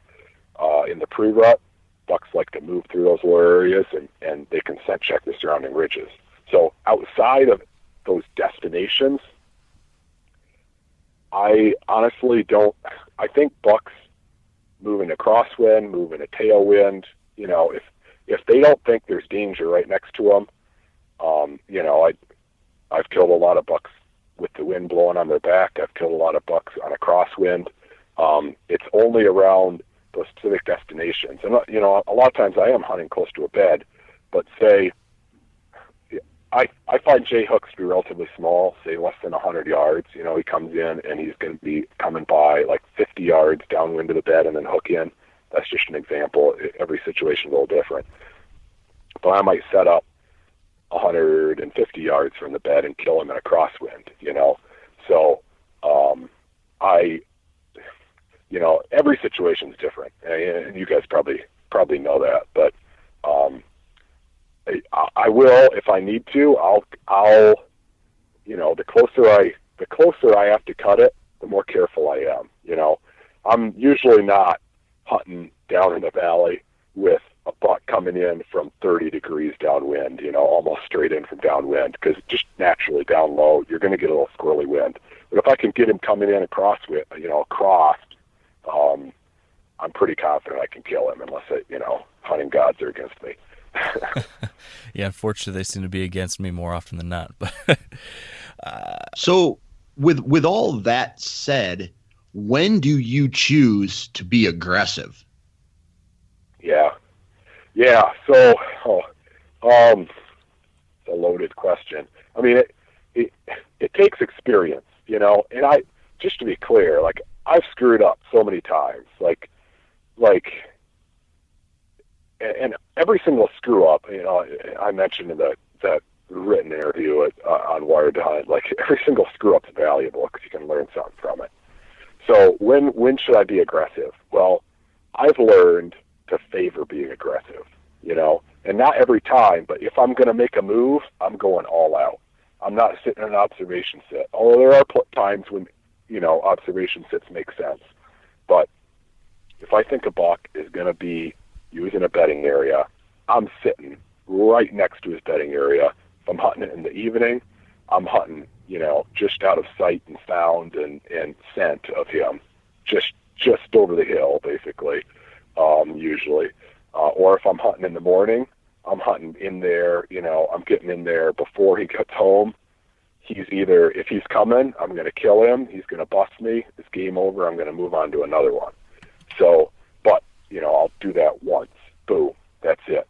And then that's kind of why I stack the deck by lining up, 6 or 8 high odds,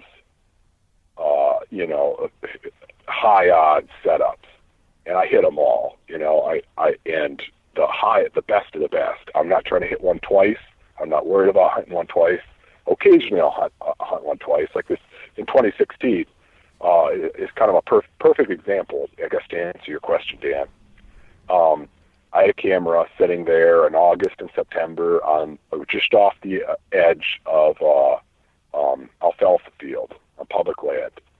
And I got this really big-bodied 9-pointer coming in routinely, and he was on the best pattern I'd ever seen. It was just after dark coming into this field. But I think I got him, it was a bunch of times over a course of a month. I slipped in, camera was in an easy access point, right on the edge of the field. A lot of other guys walked the field, and that deer never showed up in daylight, usually didn't.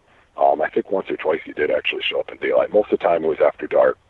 Well, I knew he was bedding on private land, but the public land extended a couple hundred yards back into the woods.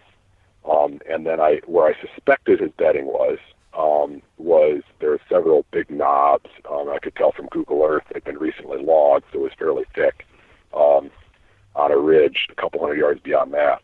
So I knew as soon as and he was entering from that side of the field, almost all the pictures were from northerly winds, and that lined up to those, bedding on those knobs, those were leeward slope. That was on a leeward slope for a northerly wind. So I wanted to take advantage of that pattern as soon as I could. It was an early season. If I could kill an early season buck, this was it. So I think October 1st, I had a northeast wind or something, and I snuck in there, set up, 50 yards from the property line probably, and I didn't see him, but I saw there was a little 8-pointer that often traveled with him, and that 8-pointer came through, and then I also heard chainsawing, basically an exact spot where I suspected he was bedding a couple hundred yards further on the private. So I thought, well, maybe that chainsaw disturbed him. So a week later, October 7th, I think. And I should mention, I got him there in the previous year too, using this food source. So it was an early season food source. That's one thing. He was coming in on a consistent wind. That's a second variable lining up. And I could hunt fairly close to where I thought his bedding was. That was kind of the third thing.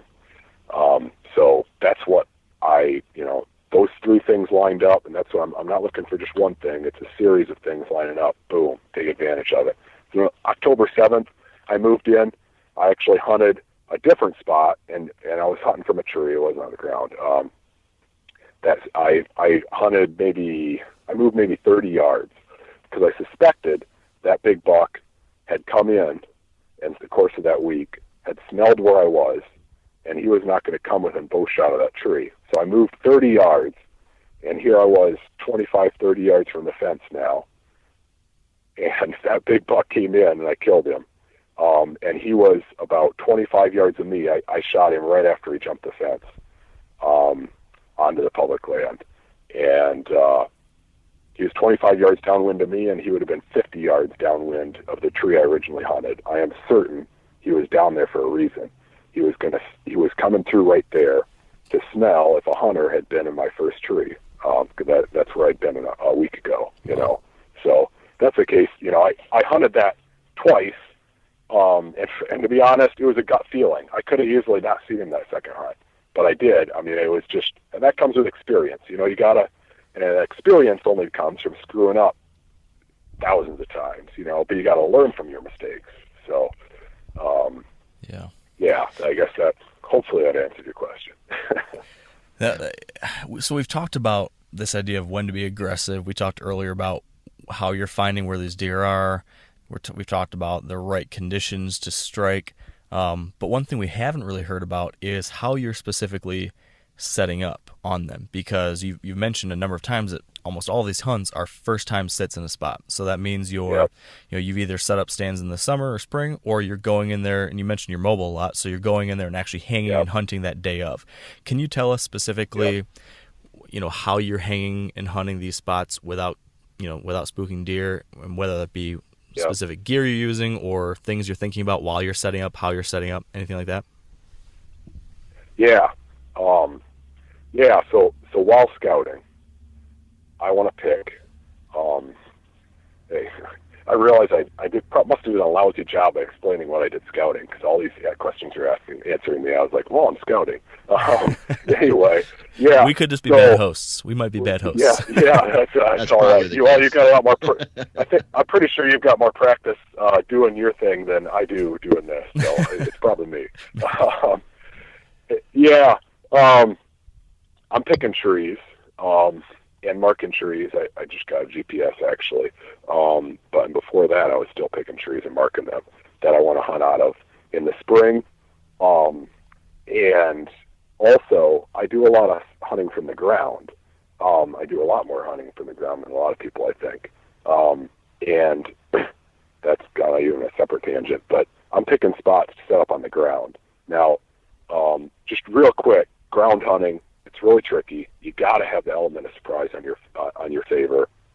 A few things I look for. I want to see deer coming from a distance, at least 50 yards away. And I don't want, I wouldn't set up on the ground in the middle of a doe bedding area. It's got to be a very safe location, in terms of number of deer around you. But I've killed a lot of big bucks with a bow off the ground. And I'd say mostly it's because of element of surprise. They had no clue a human was going to be there until, they came through and they caught my arrow. So, and I'm not, using a pop-up blind. I hate pop-up blinds. You know, I mean, they serve a purpose, but I just hate hunting out of them because I feel boxed in. You know, I it's like you sitting in a cubicle, Dan. That's how I feel sitting in a pop-up blind.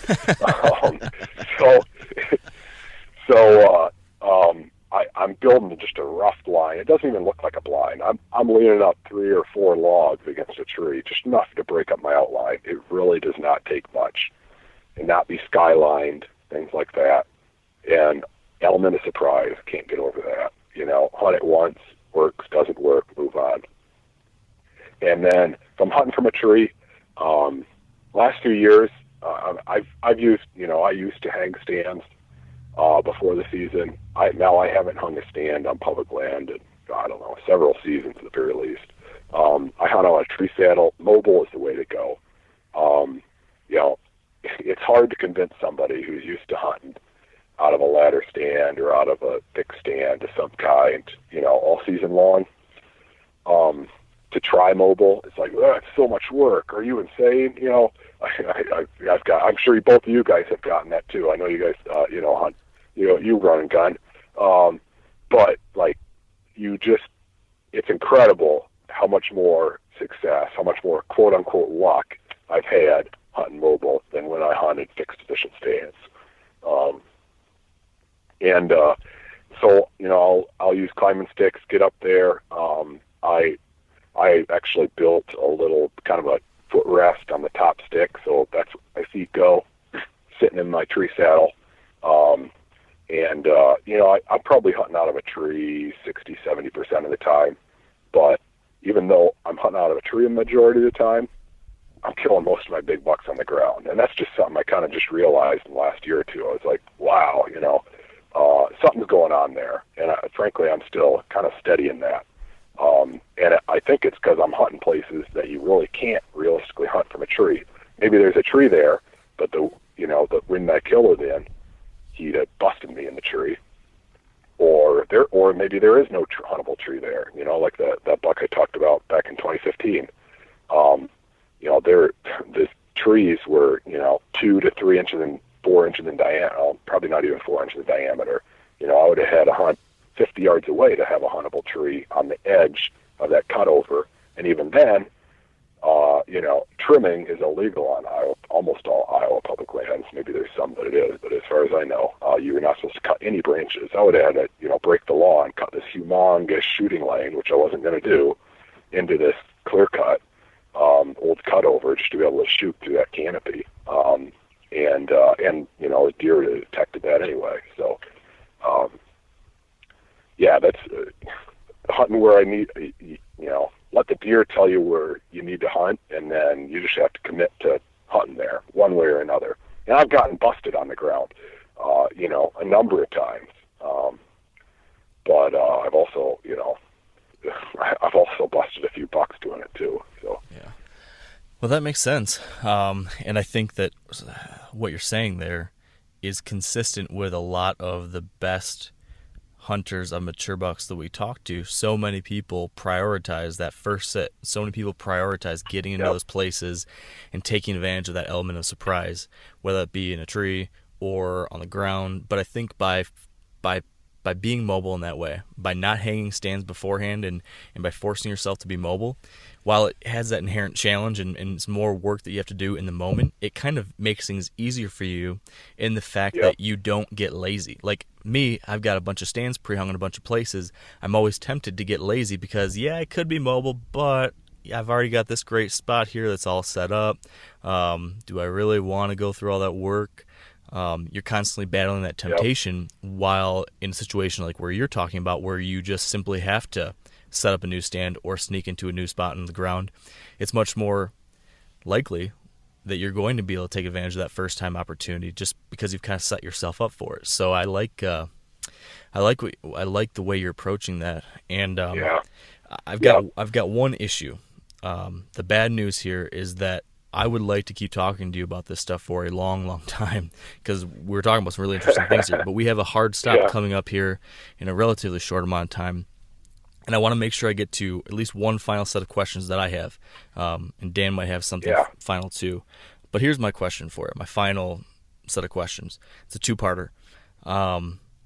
Based on what I've heard from you today, and based on the fact that you said earlier that you've probably listened to every single episode of the Wired Hunt podcast, and from what I'm hearing, you analyze things to great detail. You really look at the details. You dig in on stuff. So if I had to make a guess about you, I would imagine that after hearing me and Dan talk about how we hunt over the course of 150 episodes, you've probably picked up some things about what we're doing and maybe have some thoughts on what we're doing right or wrong. So here's what I want to know from you, Joe.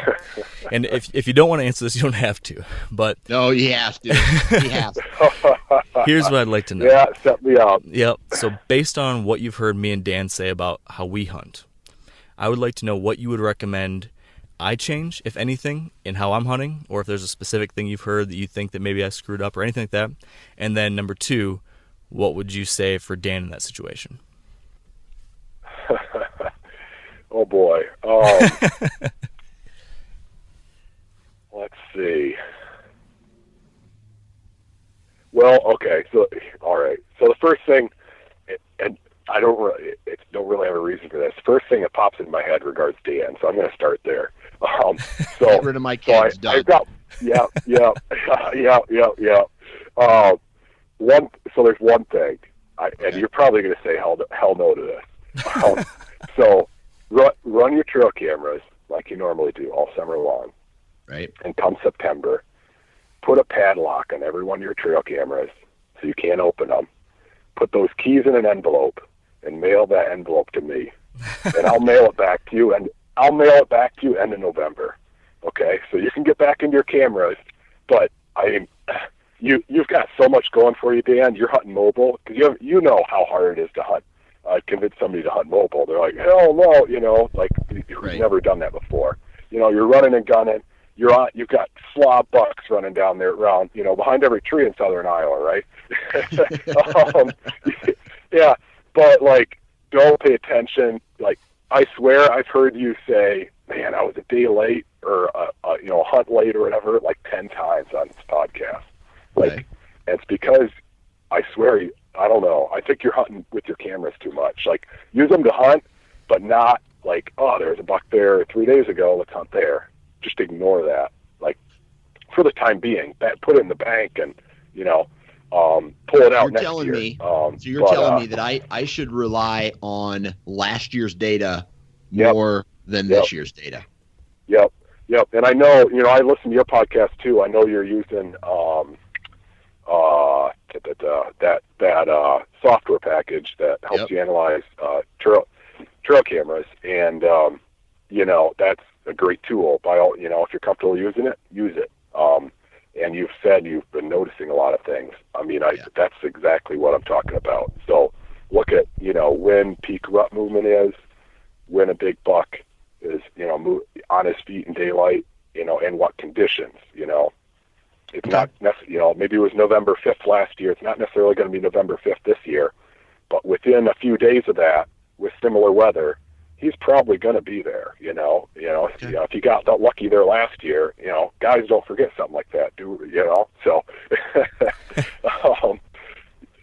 I got one question.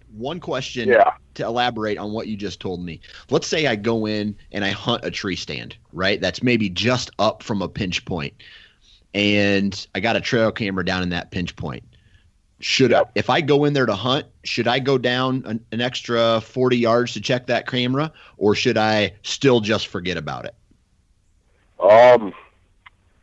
I would probably, if I had to cross any deer trails whatsoever, I would probably forget about it, any more deer trails.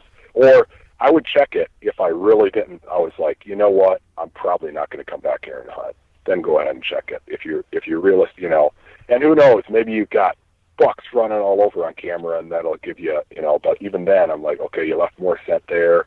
But I don't know.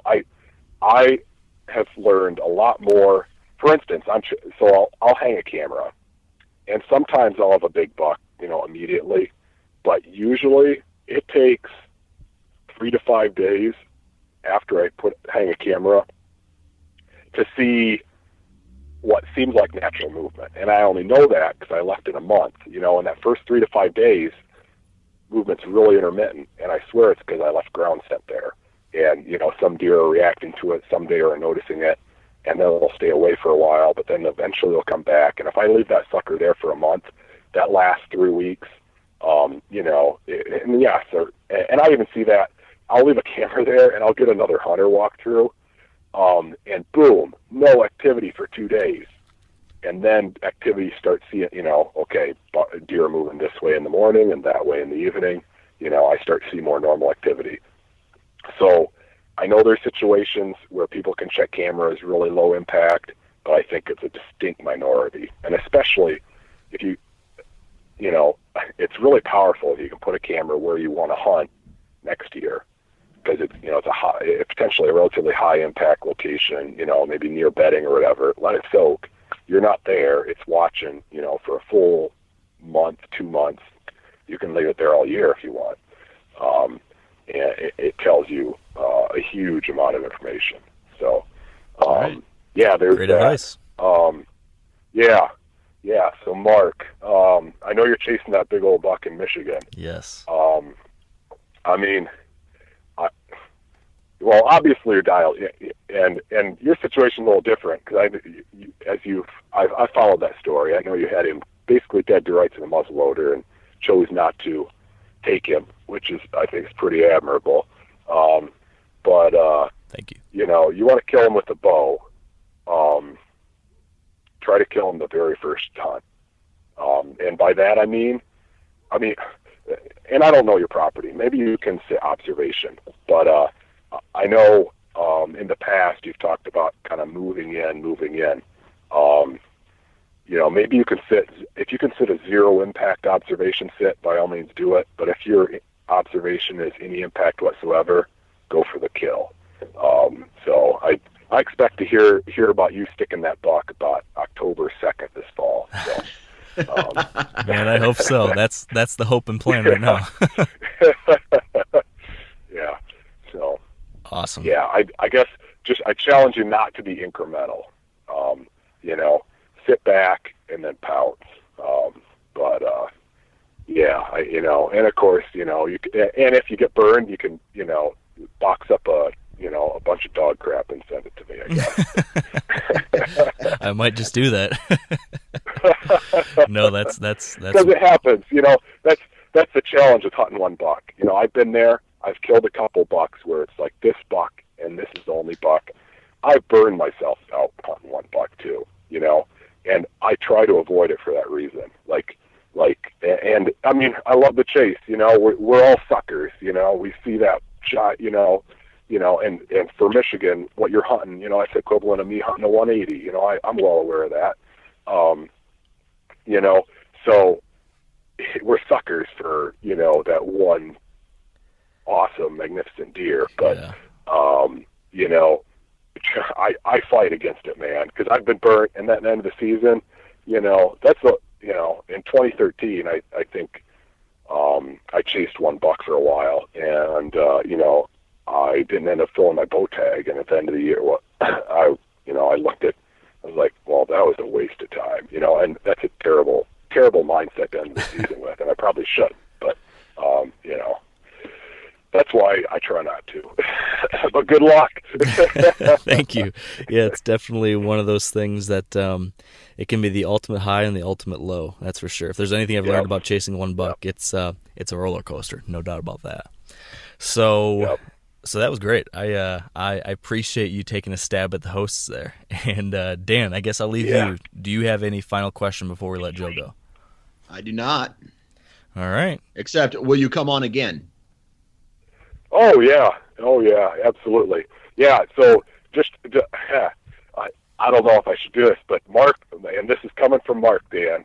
He said as an icebreaker, I probably should crack a couple of ginger jokes next time. So. Okay.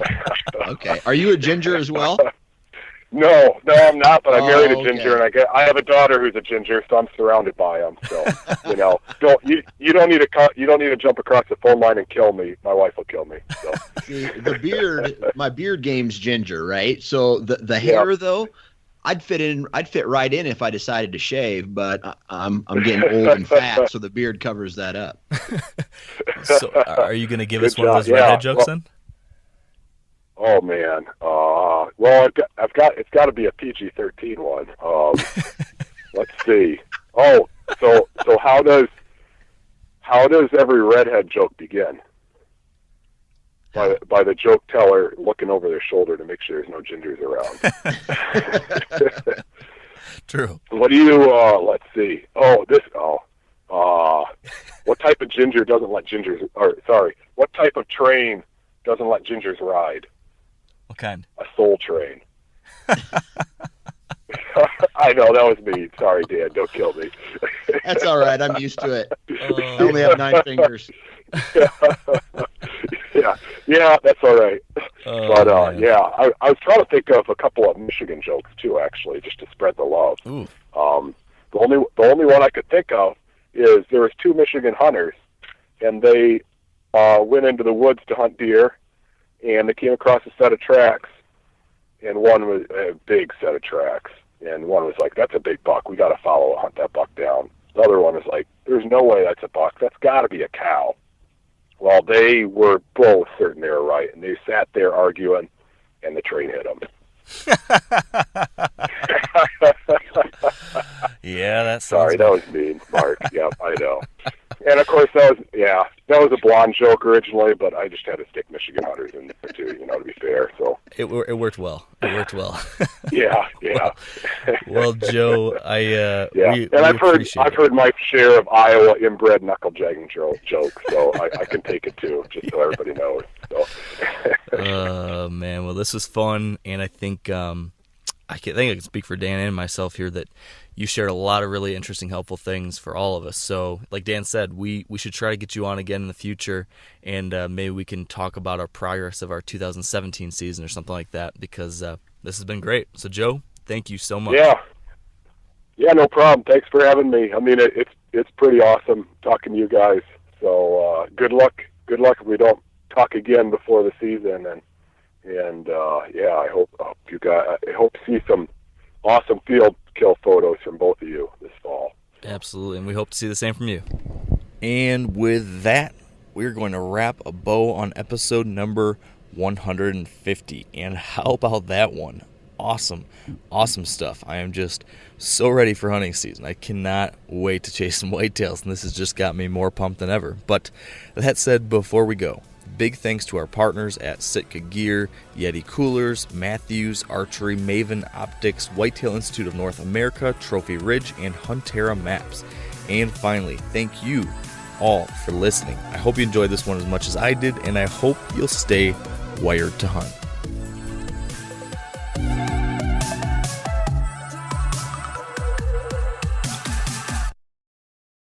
I'm sure a lot of you guys remember the old ceremonial hunting tradition of eating the heart out of the first animal you kill. Meat from those organs are among the most nutrient-rich foods on the planet. You can get those same benefits your ancestors craved via convenient daily capsules from Heart and Soil. Find out more at heartandsoil.co. And remember, use code MeatEater for 10% off your purchase. You ever get that feeling the walls closing in, the concrete jungle suffocating you? You crave some wide open spaces, the chance to connect with nature, maybe in a spot all your own. Well, head over to land.com. They've got ranches, forests, mountains, streams, you name it. Search by acreage. You can search by location. You can search by the kind of hunting and fishing you're dreaming of. Land.com. It is where the adventure begins.